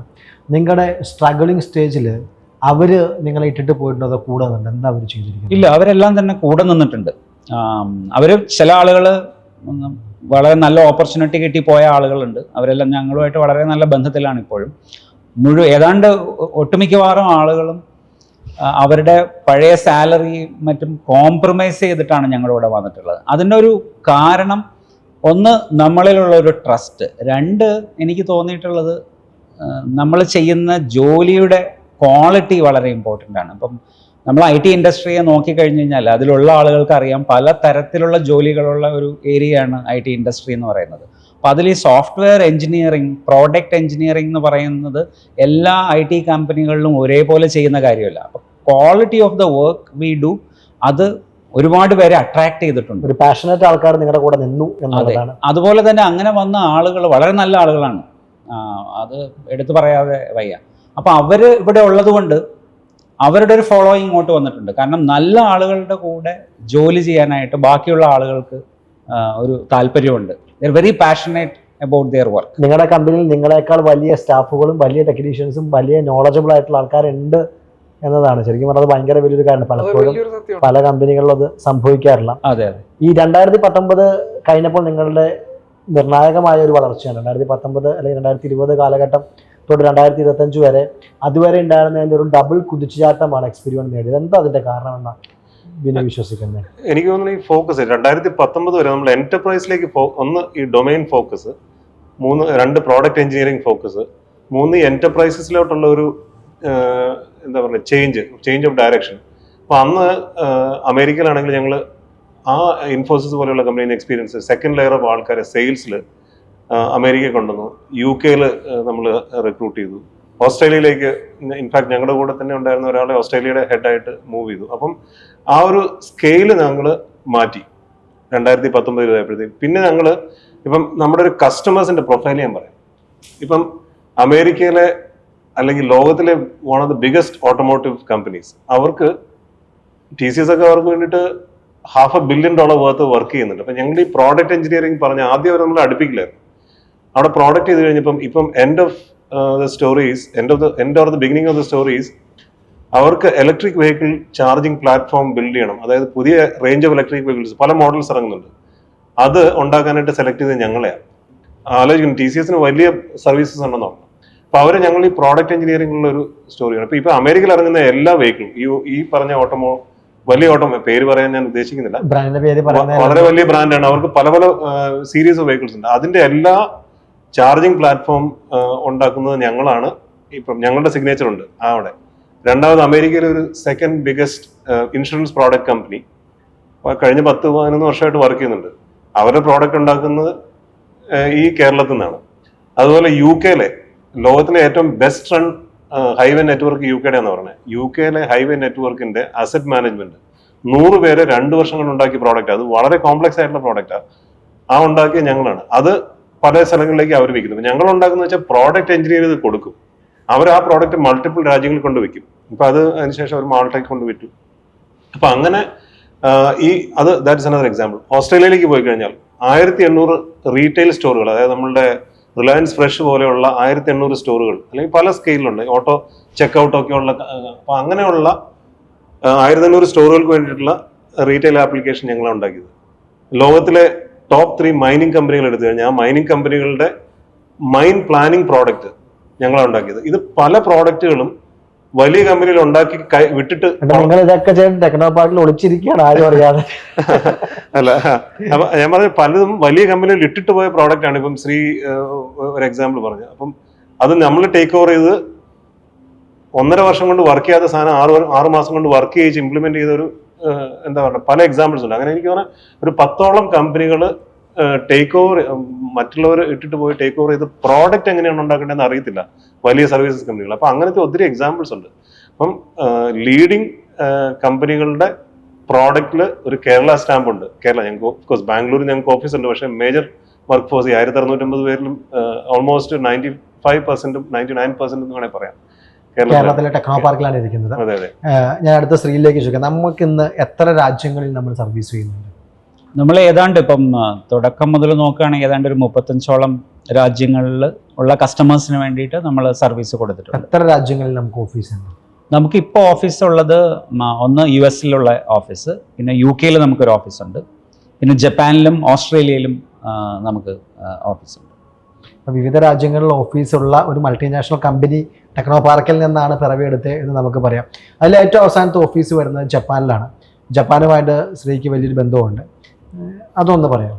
എൻ്റെ കരിയർ ഞാൻ പറഞ്ഞല്ലോ, ടെക്നോ പാർക്കിൽ എൻ്റെ കരിയർ സ്റ്റാർട്ട് ചെയ്തപ്പോൾ ഞങ്ങളുടെ ആദ്യത്തെ കസ്റ്റമേഴ്സ് ജപ്പാനിൽ നിന്നായിരുന്നു. അപ്പോൾ ഏതാണ്ട് 95 മുതൽ 2008 വരെ ഞാൻ പല ജാപ്പനീസ് കസ്റ്റമേഴ്സുമായിട്ട് വർക്ക് ചെയ്തു. അതെല്ലാം വളരെ അഗെയിൻ ഈ പ്രോഡക്റ്റ് ഡെവലപ്മെൻറ്റ് തന്നെയാണ്. വളരെ മിഷൻ ക്രിട്ടിക്കലായിട്ടുള്ള പ്രോഡക്ട്സ് ആണ് ജാപ്പനീസ് കസ്റ്റമേഴ്സിന് വേണ്ടി ചെയ്തിട്ടുള്ളത്. ജാപ്പനീസ് കസ്റ്റമേഴ്സിൻ്റെ കൂടെ വർക്ക് ചെയ്യുക എന്ന് പറയുന്നത് എളുപ്പമല്ല. ഇപ്പോൾ ഒരു US കസ്റ്റമറിൻ്റെ കൂടെയോ UK ഒരു കസ്റ്റമറിൻ്റെ കൂടെയോ ജോലി ചെയ്ത് പരിചയമുള്ള ഒരാളെ കൊണ്ട് ജപ്പാനിലിടുകയാണെങ്കിൽ പലപ്പോഴും അവർ ഫെയിൽഡ് ആവും. കാരണം ജാപ്പനീസ് ക്വാളിറ്റിയെക്കുറിച്ച് നമ്മൾ ഒരുപാട് കേട്ടിട്ടുള്ളതാണ്. അപ്പം 2008 നമ്മൾ എക്സ്പീരിയൻസ് സ്റ്റാർട്ട് ചെയ്ത് സമയത്തിൽ നമ്മൾ ആദ്യം തന്നെ ചെറുതായിട്ടിരിക്കുമ്പോൾ നമുക്ക് അപ്രോച്ച് ചെയ്യാൻ പറ്റുന്ന ഒരു സ്ഥലമല്ല ജപ്പാൻ എന്നുള്ളത്. പക്ഷെ നമ്മളെപ്പോഴും ആഗ്രഹിച്ചിരുന്നൊരു കാര്യമായിരുന്നു എപ്പോഴെങ്കിലും നമ്മൾ കുറച്ച് സ്റ്റേബിളായി കഴിയുമ്പോൾ ജാപ്പനീസ് മാർക്കറ്റിലേക്ക് എൻ്റർ ചെയ്യണം എന്നുള്ളത്. അങ്ങനെ 2023 നമ്മുടെ ഒരു എൻട്രി സ്ട്രാറ്റജിയുടെ പാർട്ടായിട്ട് നമ്മൾ ചെറിയ കമ്പനി അക്വയർ ചെയ്യുകയും അവിടുത്തെ ഓപ്പറേഷൻസ് സ്റ്റാർട്ട് ചെയ്യുകയും ചെയ്തു. ഇപ്പോൾ നമുക്ക് ഏതാണ്ട് ഒരു 30 പേരുള്ള ടീം ടോക്കിയോ ബേസ്ഡ് ആയിട്ടുണ്ട്. ബാക്കി ഇവിടെ നിന്ന് തന്നെ അവരെ സപ്പോർട്ട് ചെയ്യുന്നതാണ്. 15 വർഷത്തെ സ്വപ്നമാണ് ജപ്പാൻ. അപ്പോൾ അതെ അതെ, ഒറ്റ രാത്രിയും കൊണ്ട് നടന്നു കയറിയതല്ല ജപ്പാനിലേക്ക്. 15 വർഷം കൊണ്ടാണ്. 1650 ജീവനക്കാർ, ലോകമൊട്ടാകെ സ്റ്റാഫ്, ലോകത്തെ 35 രാജ്യങ്ങളിലെ കച്ചവടക്കാർ, ആവശ്യത്തിലധികം ഇന്ന് പണമുണ്ട്. ഞാൻ പണം കോടികൾ തന്നെ നിങ്ങളുടെ ടേൺ ഓവർ ഉണ്ട്. എന്തും പണം കൊണ്ട് നേടാൻ പറ്റും. അപ്പോൾ ഞാൻ ചോദിക്കുന്നത് ബിനുവിനോടാണ്, എന്താണ് താങ്കളെ സംബന്ധിച്ച് പണം എന്താണെന്ന്? അതിനു മുമ്പ് ഒരു കാര്യം കൂടെ പറയാം. ഞങ്ങൾ തമ്മിൽ ഇപ്പൊ ഈ 5 പേര് ഒരുമിച്ച് നിന്ന് വർക്ക് ചെയ്തു. പണം ഒരിക്കലും ഞങ്ങളുടെ ജീവിതത്തിൽ ഇമ്പോർട്ടൻ്റ് ആയിരുന്നില്ല. ഫസ്റ്റ് പ്രയോറിറ്റി ആയിരുന്നില്ല. പണം വേണം ആവശ്യത്തിന്. എനിക്ക് തോന്നുന്നത് നമുക്ക് 4 ഇഡ്ഡലി കൂടുതൽ, ബെസ്റ്റ് കേസ് ആയി പറയാം, 4 ഇഡ്ഡലി കൂടുതൽ കഴിക്കാൻ പറ്റത്തില്ല. നമുക്ക് വേണ്ട കാറ് മേടിക്കാം, അല്ലെങ്കിൽ വീട് മേടിക്കാം. പണം എന്ന് പറഞ്ഞു കഴിഞ്ഞാൽ നമുക്കത് സമൂഹത്തിൽ ഉപകാരം ഉള്ള രീതിയിൽ മറ്റുള്ളവർക്ക് സർവീസ് ചെയ്യാൻ പറ്റുന്ന ഒരു ഇൻസ്ട്രുമെന്റ് ആയിട്ടാണ് ഞങ്ങൾ കാണുന്നത്. അതായത് നമുക്ക് പൈസ കണ്ടവൻ ഉണ്ടാക്കിയിട്ട് പ്രത്യേകിച്ച് നമുക്ക് മെറിറ്റുന്നില്ല. പക്ഷേ അതേസമയം ഇപ്പം ഞങ്ങൾ ഇത്രയും ആൾക്കാരെ എംപ്ലോയ് ചെയ്യാൻ പറ്റിയതാണ് ഏറ്റവും വലിയ satisfaction. Money will come, money is not the end in itself. Money can എപ്പോൾ വേണമെങ്കിലും പൈസ നമ്മളിൽ നിന്ന് പോകാമല്ലോ. അപ്പം പൈസ മറ്റുള്ളവരുടെ ഒരു ബെനിഫിറ്റിനായിട്ടുള്ള ഒരു സർവീസിന് ഒരു വെഹിക്കിൾ ആകുന്നത് കൂടുതൽ നല്ലത്. പണം ഉള്ളത് നല്ലതാണ് ശരിക്കും പറഞ്ഞാൽ, പ്രോപ്പർലി യൂട്ടിലൈസ് ചെയ്യാൻ പറ്റും. അപ്പം അതാണ് ശരിക്കും പറഞ്ഞാൽ വേണ്ട. കാരണം നമുക്ക് ഒരു സ്ട്രോങ് ആയിട്ടുള്ള ബിലീഫ് എന്ന് പറഞ്ഞാൽ ഗവൺമെന്റുകളോ ഒന്നും അല്ല ശരിക്കും ഈ പറഞ്ഞ എംപ്ലോയ്മെന്റ് ക്രിയേറ്റ് ചെയ്യുന്നത്. എത്രയോ പ്രൈവറ്റ് സെക്ടർ കമ്പനികളാണ്. പ്രൈവറ്റ് സെക്ടർ ആണ് ശരിക്കും പറഞ്ഞാൽ ജോബ് ക്രിയേഷനിൽ കോൺട്രിബ്യൂട്ട് ചെയ്യുന്നവർക്ക്. That is my personal belief. Manoj എന്ന് പറയുന്നുണ്ട്, മനോജിന്റെ ജീവിതത്തിൽ ഒരു അധ്യാപകൻ തിരിച്ചറിയുന്നിടത്തോളം വരെ ഉഴപ്പൻ എന്ന പേരാണ് ബന്ധുക്കളൊക്കെ തന്നിട്ടുള്ളത്. വീട്ടിൽ പോയാൽ ഈ മകൻ 10 പാസ്സാകുമെന്ന് വിശ്വസിച്ചവരില്ല, ജോലി കിട്ടും എന്ന് വിശ്വസിച്ചവരില്ല. മനോജ് എന്ന് പറയുന്നത് ലക്കാണ്. പക്ഷേ ഒരു കഴിവുണ്ട്. അങ്ങനെ മനോജ് ജീവിതത്തിൽ ശരിക്കും പറഞ്ഞാൽ വലിയ ലക്ഷ്യങ്ങളൊക്കെ നേടിയെടുത്തു. ഇന്ന് ലോകം മുഴുവൻ ഓഫീസ്, 1650 ജീവനക്കാരപ്പം അച്ഛൻ്റെ അമ്മയുടെയും പ്രൗഡ് മകനാണ്. ഇന്ന് അവിടെ പോയി ഇന്നെന്നല്ല ഈ ഒരു വിജയമൊക്കെ നേടിയിട്ട് അവരെ മുമ്പിൽ ചെന്ന് നിന്നപ്പോൾ ബന്ധുക്കളോടും വീട്ടുകാരും ഒക്കെ എങ്ങനെയാണ് അതിനെ സ്വീകരിച്ചത്, അമ്മയും അച്ഛനെയൊക്കെ എങ്ങനെയാണ് അതിനെ കണ്ടത്? മകൻ എന്ന രീതിയിൽ അവരുടെ പ്രൗഡ് മൂമെൻ്റ് ആണല്ലോ. എന്താണ് അവർ പറഞ്ഞത്? എനിക്ക് ഏറ്റവും വലിയ ആവശ്യം എന്താണെന്ന് വെച്ചാൽ അച്ഛനും അമ്മയും എന്നെ ഒരു സക്സസ്ഫുൾ ആയിട്ട് കാണണം. ബിക്കോസ് ഇത്രയും വർഷം സപ്പോർട്ട് ചെയ്യുന്നു, പേഷ്യൻ്റായിട്ട് എന്നെ ഗൈഡ് ചെയ്യുന്നു, ഒരു രീതിയിലും എന്നെ നെഗറ്റീവായിട്ട് ഒരു കാര്യം പറയില്ല. അപ്പം എനിക്ക് ഭയങ്കര ആഗ്രഹമായിരുന്നു ഇവരെ തിരിച്ചു പോയിട്ട് ഞാൻ എന്തെങ്കിലും അച്ചീവ് ചെയ്തതായിട്ട് കാണിക്കണമെന്ന് എനിക്കൊരു ആഗ്രഹം ഉണ്ടായിരുന്നു. അത് സാധിച്ചു. എസ്പെഷ്യലി അച്ഛൻ ഈ അടുത്ത കാലത്താണ് മരിച്ചു. അതിനു മുമ്പേ അച്ഛൻ എന്നും നമ്മൾ 2 തവണ സംസാരിക്കും. ഞാൻ അവിടെ US രാത്രിയായിരിക്കുമ്പോൾ അച്ഛൻ്റെ രാവിലെ, അപ്പോൾ ഞാൻ എന്നും എൻ്റെ കഥകൾ പറയും. രാവിലെ അച്ഛനെ വിളിക്കുമ്പം അപ്പോൾ അച്ഛൻ രാത്രിയാണ് ഇവിടെ, അപ്പോൾ അച്ഛൻ്റെ കഥകളൊക്കെ പറയും. അപ്പോൾ അതിൽ കൂട്ടത്തിൽ എക്സ്പീരിയൻസിനെ പറ്റി എന്നും ചോദ്യങ്ങളുണ്ടാവും. അതിനെപ്പറ്റി ഒരു ടോപ്പിക്കാണ്, എത്ര ഇൻവോയ്സ് ചെയ്തു, പുതിയ കസ്റ്റമറായിട്ട്, അത് ഏത് ഇൻഡസ്ട്രിയിലാണ്, എന്താണ് അവർ ചെയ്യുന്നത്, നിങ്ങളുടെ പ്രോഡക്റ്റ് എന്താ ബിൽഡ് ചെയ്യുന്നത്, അതൊക്കെ ഭയങ്കര ക്യൂറിയസ് ആണ് അച്ഛൻ. ആ ടെക്നോളജിയിലൊക്കെ ഭയങ്കര താല്പര്യമുള്ള ആളാണ്. അപ്പോൾ അച്ഛനെ സംബന്ധിച്ചിടത്തോളം ഏറ്റവും വലിയ സന്തോഷമായിരുന്നു അച്ഛൻ മകൻ ഒരു കേരള റിലേറ്റഡ് കമ്പനി അതിൽ ഇവിടെ ജോലികൾ ഉണ്ടാക്കുന്നു, ഒരുപാട് ഇന്റർനാഷണൽ കസ്റ്റമേഴ്സിനെ ഇവർക്ക് കൊണ്ടുവരാൻ പറ്റി, ഗ്രോത്ത് ഉണ്ട്, നല്ല പാർട്ട്നേഴ്സാണ്, ഇവരെയൊക്കെ അറിയാം, ഇവരെയൊക്കെ ഭയങ്കര ഇഷ്ടമാണ്. അപ്പോൾ അതച്ഛനൊരു ഭയങ്കര മോട്ടിവേഷനായി. അതായിരുന്നു എനിക്ക് പ്രധാനം. ബാക്കിയുള്ളവർ എന്ത് പറയുന്നു, അവരെന്ത് വിചാരിക്കുന്നു, ഇപ്പം ഞാനത് അന്വേഷിച്ച് പോയിട്ടുമില്ല. അമ്മ ഇപ്പം ആവശ്യത്തിന് എന്ത് പറഞ്ഞു? അമ്മയ്ക്ക് പിന്നെ എന്താ വെച്ചാൽ ഈ പറഞ്ഞ പോലെ ഒരു വിശ്വാസമാണ്. അമ്മ എപ്പോഴും പറയും, നീ നോക്കിക്കോ, നീ സക്സസ്ഫുൾ ആവും, നീ ധൈര്യമായിട്ടുള്ള പറയും, നിനക്ക് എപ്പോഴും അനുഗ്രഹം ഉണ്ടാവും. അപ്പം അത് ഞാൻ വളരെ സീരിയസ് ആയിട്ട് എടുക്കും. ഒരു കാലത്ത് എനിക്ക് അമ്മയ്ക്ക് അത് പ്രൂവ് ചെയ്ത് കാണിച്ചു കൊടുക്കണം എന്നുള്ളത്. അത് ചെയ്യാൻ പറ്റി എന്നാണ് എൻ്റെ വിശ്വാസം. അമ്മ പക്ഷെ കുറച്ച് നേരത്തെ മരിച്ചുപോയി. പക്ഷെ അത് I think she would have been extremely happy if she was there. ഇപ്പോഴും കണ്ടിരുന്നെങ്കിൽ she would have been happy.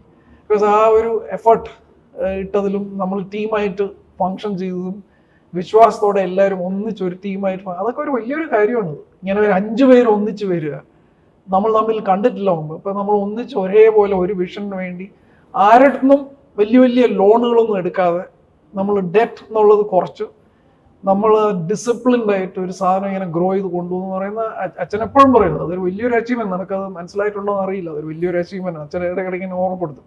Especially ആദ്യ കാലങ്ങളിലൊക്കെ നമ്മളിങ്ങനെ കഷ്ടപ്പെടുമ്പോൾ അച്ഛൻ ഇങ്ങനെ പറഞ്ഞു മുന്നോട്ട്. മനോജ് എപ്പോഴും പറയുന്ന ഒരു സാധനം നമ്മൾ സംസാരിച്ചപ്പോൾ എപ്പോഴും പറയുന്നത് ലക്ക് ലക്ക് ലക്ക് എന്ന്. അതെനിക്ക് മനോജിന്റെ ലക്ക് എന്ന് പറയുന്നത് മനോജിന്റെ അച്ഛനും അമ്മയാണ് അല്ലേ?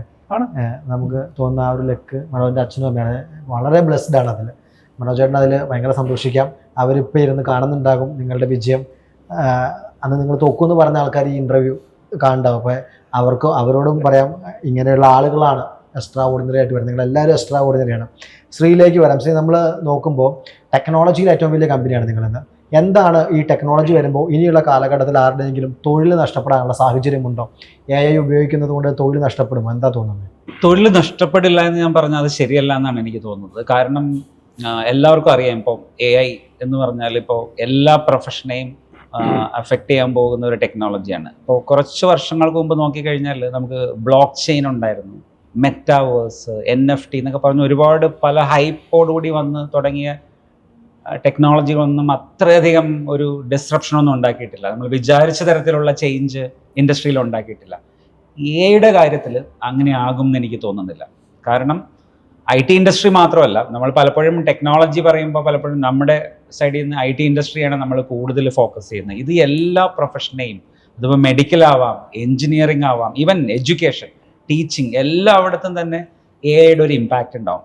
ഇതിൻ്റെ ഒരു വലിയൊരു ചേഞ്ച് ഇത് കൊണ്ടുവരാൻ പോകുന്നത് AI ഉപയോഗിക്കുന്ന ആളുകൾക്കായിരിക്കും ഇനി മാർക്കറ്റിൽ ഡിമാൻഡ് ഉണ്ടാവുക. അപ്പം എനിക്ക് തോന്നുന്നത് AI അറിയാവുന്ന ആളുകൾ, AI ടൂൾസ്, പ്ലാറ്റ്ഫോംസ് ഉപയോഗിച്ച് ജോലി നന്നായിട്ട് ചെയ്യാൻ പറ്റുന്ന ആളുകൾ വിൽ റീപ്ലേസ് AI അറിയാൻ പറ്റാത്ത ആളുകൾ. അപ്പം അതിൻ്റെ ഒരു വേറൊരു അർത്ഥം എന്ന് പറയുന്നത് പരോക്ഷമായിട്ട് പ്രത്യക്ഷമായിട്ട് പറഞ്ഞാൽ കുറെ പേരുടെ ജോലി അഫക്ട് ചെയ്യാൻ, കാരണം അത്രയധികം ആളുകൾ ആവശ്യമില്ല എന്നുള്ള ഒരു സ്ഥിതിയിലേക്ക് പല ഇൻഡസ്ട്രിയിലും വ്യത്യാസങ്ങൾ. അപ്പോൾ നമ്മൾ എക്സ്പെർട്ടൈസ് ആയിട്ടിരിക്കുക എന്നുള്ളത് മാത്രമാണ് ഇതിൽ മുന്നോട്ട് പോകാനുള്ള ഒരു വഴി. അടുത്ത ലാസ്റ്റ് ഒരു ക്വസ്റ്റിനോട് കൂടി നമ്മളിത് ഈ ഒരു ഇൻ്റർവ്യൂ അങ്ങ് കൺക്ലൂഡ് ചെയ്യുകയാണ്. അത് ബിനുവിലേക്കാണ് വരുന്നത്. കൂട്ടത്തിൽ ഏറ്റവും മൂത്ത ആളാണ്, പാട്ടുകാരനാണ്. ബിനു, എന്താണ് എക്സ്പീരിയൻസിൻ്റെ ഫ്യൂച്ചർ? ഇനി എങ്ങോട്ടാണ് നിങ്ങളുടെ യാത്ര? 1650 ജീവനക്കാരിൽ നിന്ന് എത്ര പേരിലേക്കാണ് സ്വപ്നം? ഞങ്ങൾ ഈ ഒരു 2020 ഈ പ്രോഡക്റ്റ് എഞ്ചിനീയറിംഗ് ഫോക്കസ് വന്നു. വലിയ ലോഗോസ്, വലിയ കസ്റ്റമേഴ്സ്. ഇപ്പം ഞങ്ങളുടെ സൈസിൽ ലോകത്തിലെ മികച്ച ബ്രാൻഡുകൾ ഞങ്ങളോട് വർക്ക് ചെയ്യുന്നുണ്ട്. അപ്പം ഇനിയും അത് ചെയ്യാനായിട്ടുള്ള ഓപ്പർച്യൂണിറ്റി ഉണ്ട്. ഇപ്പം ഇത് വളരെ ടിപ്പ് ഓഫ് ദി ഐസ്ബർഗ് എന്ന് വേണമെങ്കിൽ പറയാം. പ്രോഡക്ട്സ്, ഇനി ഫ്യൂച്ചർ ജനറേഷൻ പ്രോഡക്ട്സ് ഉണ്ടാവാനായിട്ടുള്ള സാധ്യത, വിൻ ചെയ്യാനായിട്ടുള്ള സാധ്യത കൂടുതലുണ്ട്. എല്ലാ രാജ്യങ്ങളിലും ഇതുപോലെ ലീഡിങ് കമ്പനികളിൽ നിന്ന് ചെയ്ത് കൂടുതൽ എംപ്ലോയ്മെന്റ് ക്രിയേറ്റ് ചെയ്യാൻ പറ്റുക എന്നുള്ളത് തന്നെയാണ് ഏറ്റവും വലുത്. നോട്ട് ഇപ്പൊ TCS പോലെ ലക്ഷക്കണക്കിന് എംപ്ലോയീസ് അല്ല, പക്ഷേ ഈ ഒരു ലീനിയർ ഗ്രോത്ത് അല്ല. നമ്മൾ ക്വാളിറ്റിയിൽ ഇനിയും ഒത്തിരി കോൺട്രിബ്യൂട്ട് ചെയ്യാൻ എക്സ്പീരിയൻസ് പോലെ ഒരു പ്രോഡക്റ്റ് എഞ്ചിനീയറിംഗ് ഫോക്കസ് ഉള്ള ഒരു കമ്പനിക്ക് പറ്റും. പല വലിയ കസ്റ്റമേഴ്സ് ഇപ്പം മിഡ് സൈസ് കമ്പനികളുടെ അടുത്തേക്ക് പോകുന്നൊരു എന്താ പറയുക, ഒരു രീതി ആയിട്ടുണ്ട് ഇപ്പം. അപ്പം ഞങ്ങൾക്ക് അത് ചെയ്യാൻ പറ്റും. ഞങ്ങൾ അടുത്ത ലെവൽ ഓഫ് ലീഡേഴ്സിനെ ഓൾറെഡി എക്വിപ്പ് ചെയ്തു. ഇൻഫാക്ട് കഴിഞ്ഞ 2023 ശ്രീയും ജെയ്മിയും സുരേഷും 3 ബിസിനസ് വെർട്ടിക്കൽസ് ആയിട്ട് ഡെലിവറി, അതായത് ഈ പ്രോഡക്ട്സ് എഞ്ചിനീയറിംഗ് വർക്കുകൾ ഓടിച്ചുകൊണ്ടിരുന്നത് ഇപ്പോൾ ഞങ്ങൾ 8 സീനിയർ ലീഡേഴ്സിലേക്ക് കൊണ്ടുവന്നു. ഞങ്ങളുടെ കൂടെ നിന്ന് ഇൻഫാക്ട് ഞങ്ങൾ 120ഓളം എംപ്ലോയീസിന് ESOP കൊടുത്തിട്ടുണ്ട്, ഷെയർസ് കൊടുത്തിട്ടുണ്ട്. അപ്പോൾ അവരെല്ലാം നമ്മളെ ട്രസ്റ്റ് ചെയ്ത് നിന്ന ആൾക്കാരാണ്. അപ്പോൾ ആ ഒരു നെക്സ്റ്റ് ലെയർ ഓഫ് ലീഡർഷിപ്പിന് ഞങ്ങളുണ്ടാക്കിയ കൾച്ചർ അവർ ഇൻഹെറിറ്റ് ചെയ്തിട്ടുണ്ട്. അപ്പം അത് വലുതായി കൂടുതൽ ക്വാളിറ്റിയുള്ള, കൂടുതൽ നല്ല വലിയ കസ്റ്റമേഴ്സിനെ സെർവ് ചെയ്യുന്ന ഒരു കമ്പനി ആവാൻ ഉള്ളൊരു പൊട്ടൻഷ്യൽ ഉണ്ട്. അതിലേക്കാണ് ഞങ്ങളുടെ ഫോക്കസ് അതിലേക്കാണ്. ഒരു ചോദ്യം കൂടി ഇതിൽ ആഡ് ഓൺ ആയിട്ട് പറയേണ്ടതുണ്ട്. കാരണം അന്ന് ഈ കമ്പനി ഏറ്റെടുക്കാൻ പോയപ്പോൾ അവർ പറഞ്ഞിരുന്നു 7 പേരുമായിട്ടൊരു സഹകരണ സംഘം ഒന്നും തുടങ്ങാൻ താല്പര്യമില്ല, സഹകരണ സംഘം വലിയൊരു വിഷു ആണെന്നൊക്കെ പറഞ്ഞിരുന്നു. അപ്പോൾ നിങ്ങൾ ഇന്ന് 5 പേരടങ്ങുന്ന വലിയൊരു ഫാമിലി തന്നെ ഇതിൻ്റെ പുറകിലുണ്ട്. 5 പേരും അതിൻ്റെ ഫാമിലിയുണ്ട്. നിങ്ങൾ തമ്മിൽ തല്ലി പിരിയാതിരിക്കുക. കാരണം എല്ലാ പാർട്ണർഷിപ്പുകളും അല്ലെങ്കിൽ പ്രൈവറ്റ് ലിമിറ്റഡ് കമ്പനിയിലൊക്കെ ഒരു തല്ല് വരും. എന്താ നിങ്ങൾ ഇടിയുണ്ടാക്കാത്തതിൻ്റെ ഒരു സൂത്രവാക്യം? ഇടിയുണ്ടാക്കാറുണ്ടോ? നമ്മൾ തമ്മിൽ പ്രൊഫഷണലി ഒരുപാട് ആർഗ്യുമെന്റ്സ് ഉണ്ടാവാറുണ്ട്. പ്രൊഫഷണലി ജോലി സംബന്ധിച്ചിട്ടുള്ള, അത് കമ്പനി നന്നാവാൻ വേണ്ടി അല്ലെങ്കിൽ കസ്റ്റമേഴ്സിന് ഇനിയും ചെയ്യാൻ വേണ്ടി, അത് തമ്മിൽ ഒരുപാട് അഭിപ്രായ വ്യത്യാസങ്ങളും ഒച്ചത്തിൽ അങ്ങോട്ടും ഇങ്ങോട്ടും ഒക്കെ പറഞ്ഞു. പക്ഷെ പേഴ്സണലി ഫാമിലീസ് ആൻഡ് ഈ 5 പേരും അങ്ങോട്ടും ഇങ്ങോട്ടും ഫുൾ എന്തോ ഒരു ഭാഗ്യം, ഈ പറഞ്ഞാൽ അതും ഭാഗ്യമാണ്. അതൊരു സിങ്കിൽ അങ്ങനെ പോകുന്നു. തമ്മിൽ അങ്ങനെ പേഴ്സണലി ഒരു ഇതില്ലാതെ പ്രൊഫഷണലി പക്ഷേ ആരും അങ്ങോട്ടും ഇങ്ങോട്ടും ഒരു വിട്ടുവീഴ്ചയും ചെയ്യില്ല. നമുക്ക് ചെയ്യേണ്ടത് ചെയ്തിരിക്കണം, ഇല്ലെങ്കിൽ നമ്മൾ അതിനു വേണ്ടി അടി ഉണ്ടാക്കും. നിങ്ങൾ ഈക്വൽസ് ആണ് അതിൽ? യെസ്. എല്ലാത്തിലും പണം എടുക്കുന്നതിലും കാര്യങ്ങൾ ചെയ്യുന്നതിലും എല്ലാം നിങ്ങൾ ഈക്വൽസ് ആണ്. എനിക്കതിൽ ആഡ് ചെയ്യാനായിട്ടുള്ള ഒന്നത്, നിങ്ങളുടെ ഒരു മിഡിൽ ക്ലാസ് ബാക്ക്ഗ്രൗണ്ട് ഹെൽപ്പ് ചെയ്തിട്ടുണ്ടെന്നാണ് തോന്നുന്നത്. പണത്തോട് അത്യാർത്തി ആർക്കും തന്നെ ഇല്ല. പല കൂട്ട് ബിസിനസ്സിലും അതൊരു വലിയ പ്രശ്നമാണ്. ഇവിടെ അങ്ങനെ തോന്നിയിട്ടില്ല. പിന്നെ ഒരു പരസ്പര ബഹുമാനം എപ്പോഴും ഉണ്ട്. പല ഏരിയയിലാണ് നമ്മൾ വർക്ക് ചെയ്യുന്നതെങ്കിൽ പോലും അങ്ങനെയുള്ള ഒരു പരസ്പര ബഹുമാനം നമ്മളെ വളരെയധികം ഹെൽപ്പ് ചെയ്തിട്ടുണ്ട്. പല തീരുമാനങ്ങൾ എടുക്കുമ്പോഴും എന്താണ് കമ്പനിക്ക് നല്ലത് എന്നുള്ള തരത്തിലാണ് തീരുമാനങ്ങൾ എടുക്കുന്നത്. ഓക്കെ, ഒരു ചോദ്യം നമ്മൾ ഇതിനിടയ്ക്ക് വിട്ടുപോയി. നിങ്ങൾ ഒരുപാട് സോഷ്യൽ റെസ്പോൺസിബിലിറ്റി ചെയ്യുന്ന ആളുകളാണ്. അപ്പോൾ അത് പെട്ടെന്നൊന്ന് ചുരുക്കി പറയാമോ? 2008 ഞങ്ങൾ കമ്പനി തുടങ്ങി അന്ന് ഞങ്ങൾ തീരുമാനിച്ചൊരു കാര്യമാണ് സോഷ്യൽ. കാരണം ഞങ്ങൾക്ക് എല്ലാവർക്കും ഒരു സോഷ്യൽ റെസ്പോൺസിബിലിറ്റി ഉണ്ടായിരുന്നു തുടക്കത്തിൽ തന്നെ. അപ്പം സോഷ്യലി ഇമ്പാക്റ്റ്ഫുൾ ആയിട്ടുള്ള കാര്യങ്ങൾ ചെയ്യണമെന്ന് ഞങ്ങളന്ന് ആഗ്രഹിച്ച് അന്ന് ഞങ്ങൾ കമ്പാഷൻ എന്ന് പറഞ്ഞൊരു ഇനിഷ്യേറ്റീവ് തുടങ്ങി. 2008 കമ്പനി തുടങ്ങി ആ സമയത്ത് തന്നെ തുടങ്ങി. ഞങ്ങളെല്ലാവരും കോൺട്രിബ്യൂട്ട് ചെയ്തിട്ട് ഞങ്ങളുടെ ചുറ്റുമുള്ള IT ഇൻഡസ്ട്രിക്ക് നല്ല ശമ്പളമുള്ള ഒരു ഇൻഡസ്ട്രി ആണല്ലോ. അപ്പം ഞങ്ങൾ നമ്മളുടെ സോഷ്യൽ നെറ്റ്വർക്ക്, അതായത് സൊസൈറ്റി അറൗണ്ട് us, അവരോട് നമ്മൾ പ്രതിബദ്ധത കാണിക്കണം എന്നുള്ള ഒരു ചിന്തയോടുകൂടി അന്ന് പോലെ തന്നെ ഒന്ന് സ്കൂളുകളിൽ, ഓർഫനേജസിൽ, ഓൾഡ് ഏജ് ഹോംസിൽ പൈസ കൊടുക്കുമല്ല, ഞങ്ങൾ പേഴ്സണലി എംപ്ലോയീസ് എല്ലാം പോയി അവരുടെ കൂടെ ഇരുന്ന് അവരുടെ പ്രശ്നങ്ങൾ മനസ്സിലാക്കി അങ്ങനെ ഒരു കണക്ട് ഞങ്ങൾ അന്ന് തുടങ്ങി. CSR തുടങ്ങി അന്ന് മുതൽ. ആദ്യത്തെ വർഷം 3 വർഷം മുമ്പാണ് CSR ഫണ്ട് നമ്മൾ ഡിപ്ലോയ് ചെയ്യാൻ തുടങ്ങിയത്. ഡയാലിസിസ് ഏകദേശം ആദ്യത്തെ വർഷം 85 ആൾക്കാർക്ക് ഐ സർജറി ചെയ്തു. 85ഓളം ആൾക്കാർക്ക്, വളരെ ഡിസർവിങ് ആയിട്ടുള്ള ആൾക്കാരെ കണ്ടുപിടിച്ച് കാറ്ററാക്ട് സർജറി ചെയ്തു. അതിനുശേഷം ഡയാലിസിസ് മെഷീൻസ് കുറേ സ്ഥലങ്ങളിൽ നമ്മൾ വാങ്ങിച്ചു കൊടുത്തു, കുറേ ഹോസ്പിറ്റൽസിൽ. കാരണം പിന്നെ ഡയാലിസിസ് തന്നെ ചെയ്തു കുറേ ആൾക്കാരുടെ, അതിൻ്റെ എക്സ്പെൻസ് മീറ്റ് ചെയ്തു. കഴിഞ്ഞ വർഷം ഞങ്ങളൊരു 5 വീടുകൾ, അതായത് വിമൻ, സ്ത്രീകൾക്ക് ഹസ്ബൻഡ് ഇല്ലാത്ത കുട്ടികളുടെ ഒരു ബാധ്യതയുള്ള ബുദ്ധിമുട്ടുള്ള ആൾക്കാർക്ക് 5 പേർക്ക് വീട് വച്ചു കൊടുത്തു. അതിപ്പം 5ാമത്തെ വീടും കംപ്ലീറ്റ് ആയി.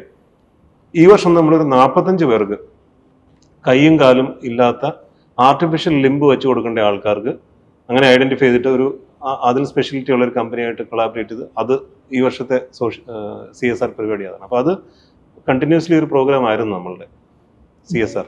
തീർച്ചയായിട്ടും നിങ്ങളുടെ CSR ഞാനും കേട്ടിട്ടുണ്ട്. കാരണം തിരുവനന്തപുരത്തോട്ട് എല്ലായിടത്തും തന്നെ നിങ്ങളുടെ സാന്നിധ്യം എത്തിയിട്ടുണ്ട്.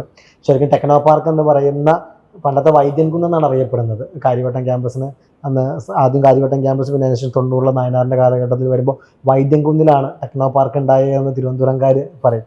അപ്പോൾ അവിടെ നിന്ന് ശരിക്കും പറഞ്ഞാൽ സിലിക്കൺ വാലി, അമേരിക്കയിലെ സിലിക്കൺ വാലി പോലുള്ള സ്ഥലങ്ങളൊക്കെ ഫേമസ് ആണ്. പക്ഷെ അതുപോലെ ആ ഒരു മേഖലയിൽ അമേരിക്ക എന്ന് പറയുന്ന മാർക്കറ്റിലും ലോകമെമ്പാടും യൂറോപ്പിലും ഓസ്ട്രേലിയയിലൊക്കെ നിങ്ങളുടെ സാന്നിധ്യമുണ്ട്. നിങ്ങൾ ഒരുപാട് ഉയരങ്ങളിലേക്ക് എത്തട്ടെ എന്ന് ഞാൻ ആശംസിക്കുകയാണ്.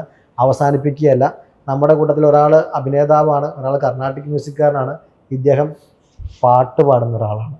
അപ്പോൾ 4 വരി പാടിയിട്ട് നമുക്ക് ഈ ഒരു ഇൻ്റർവ്യൂ ക്ലോസ് ചെയ്യാം. നിങ്ങളുടെ വിജയത്തിന് എല്ലാ ആശംസകളും നേരെയാണ്. അപ്പോൾ ഒരു 4 വരി ഒന്ന് നമുക്ക് വേണ്ടി, പ്രേക്ഷകർക്ക് വേണ്ടി. ബിസിനസ്സുകാർ പൊതുവെ പാടാറില്ല, അപ്പോൾ ഒരു പാട്ട് കേൾക്കുന്നത് സന്തോഷമാണ്. ഒരു നറു പുഷ്പമായി എന്നേർക്ക് നീളുന്ന മിഴിമുനയാരുടേതാവാ, ഒരു മഞ്ജുഹർഷമായി നിന്നിൽ തുളുമ്പുന്ന നിനവുകളാരെയോർത്താവാ, അറിയില്ല എനിക്കറിയില്ല, വിടരുന്നു സന്ധ്യ തൻ മൗനം മൗനം, ഒരു നറു പുഷ്പമായി എന്നേർക്ക് നീളുന്ന മിഴിമുനയാരുടേതാവാ. Thank you. നമ്മളിന്ന് ഇതിന് ഇൻ്റർവ്യൂവിൻ്റെ തുടക്കത്തിലൊരു കാര്യം പറഞ്ഞിട്ടുണ്ടായിരുന്നു, 5 അപരിചിതരായ ആളുകൾ തുടങ്ങിയ ഒരു കമ്പനിയാണെന്ന്. അന്ന് ഞാൻ പറയുമ്പോൾ അവർ അപരിചിതരായിരുന്നു. ഇപ്പോൾ അവരുടെ കഥ കേട്ടപ്പോൾ നമുക്കവർ വളരെ പരിചിതരായി. ഈ ഒന്നെങ്കിലും ഒരു കമ്പനി തുടങ്ങുന്നത് സുഹൃത്തുക്കളായിരിക്കും, അല്ലെങ്കിൽ ബന്ധുക്കളായിരിക്കും. അതിനൊക്കെ മാറി നിന്നുകൊണ്ട് ടെക്നിക്കലി ഓരോ മേഖലയിൽ ഓരോരുത്തർക്ക് പെർഫോം ചെയ്യാൻ കൊടുത്ത്, അതുകൂടാതെ അവർക്ക് കീഴെ ഒരു ലീഡർഷിപ്പ് ഫോം, സെക്കൻഡ് ലെയർ ആളുകളെയും കൂടെ സൃഷ്ടിച്ച് കേരളത്തിൽ തന്നെ ഇത്രയധികം വിജയിച്ച ഒരു ബ്രാൻഡ് വേറെ ഉണ്ടാകില്ല. നമ്മുടെ എല്ലാം ഹൃദയങ്ങൾ കീഴടക്കിയിട്ടാണ് പോകുന്നത്. ഇവർ ഇനിയും വിജയങ്ങളിലേക്ക് എത്തട്ടെ. ഇതുപോലെ ടെക്നിക്കലി ബ്രില്യൻ്റ് ആയ അല്ലെങ്കിൽ ബിസിനസ്സിൽ ബ്രില്യൻ്റ് ആയ ആളുകൾ ഒരുമിച്ച് ചേരട്ടെ, ഒട്ടനവധി സംരംഭങ്ങൾ ഉണ്ടാകട്ടെ, കേരളത്തിൻ്റെ പേര് ഇത്തരം ആളുകളിലൂടെ മറ്റു രാജ്യങ്ങളിലേക്കും എത്തട്ടെ എന്ന് ആശംസിച്ചുകൊണ്ട് നിർത്തുന്നു. നന്ദി, നമസ്കാരം.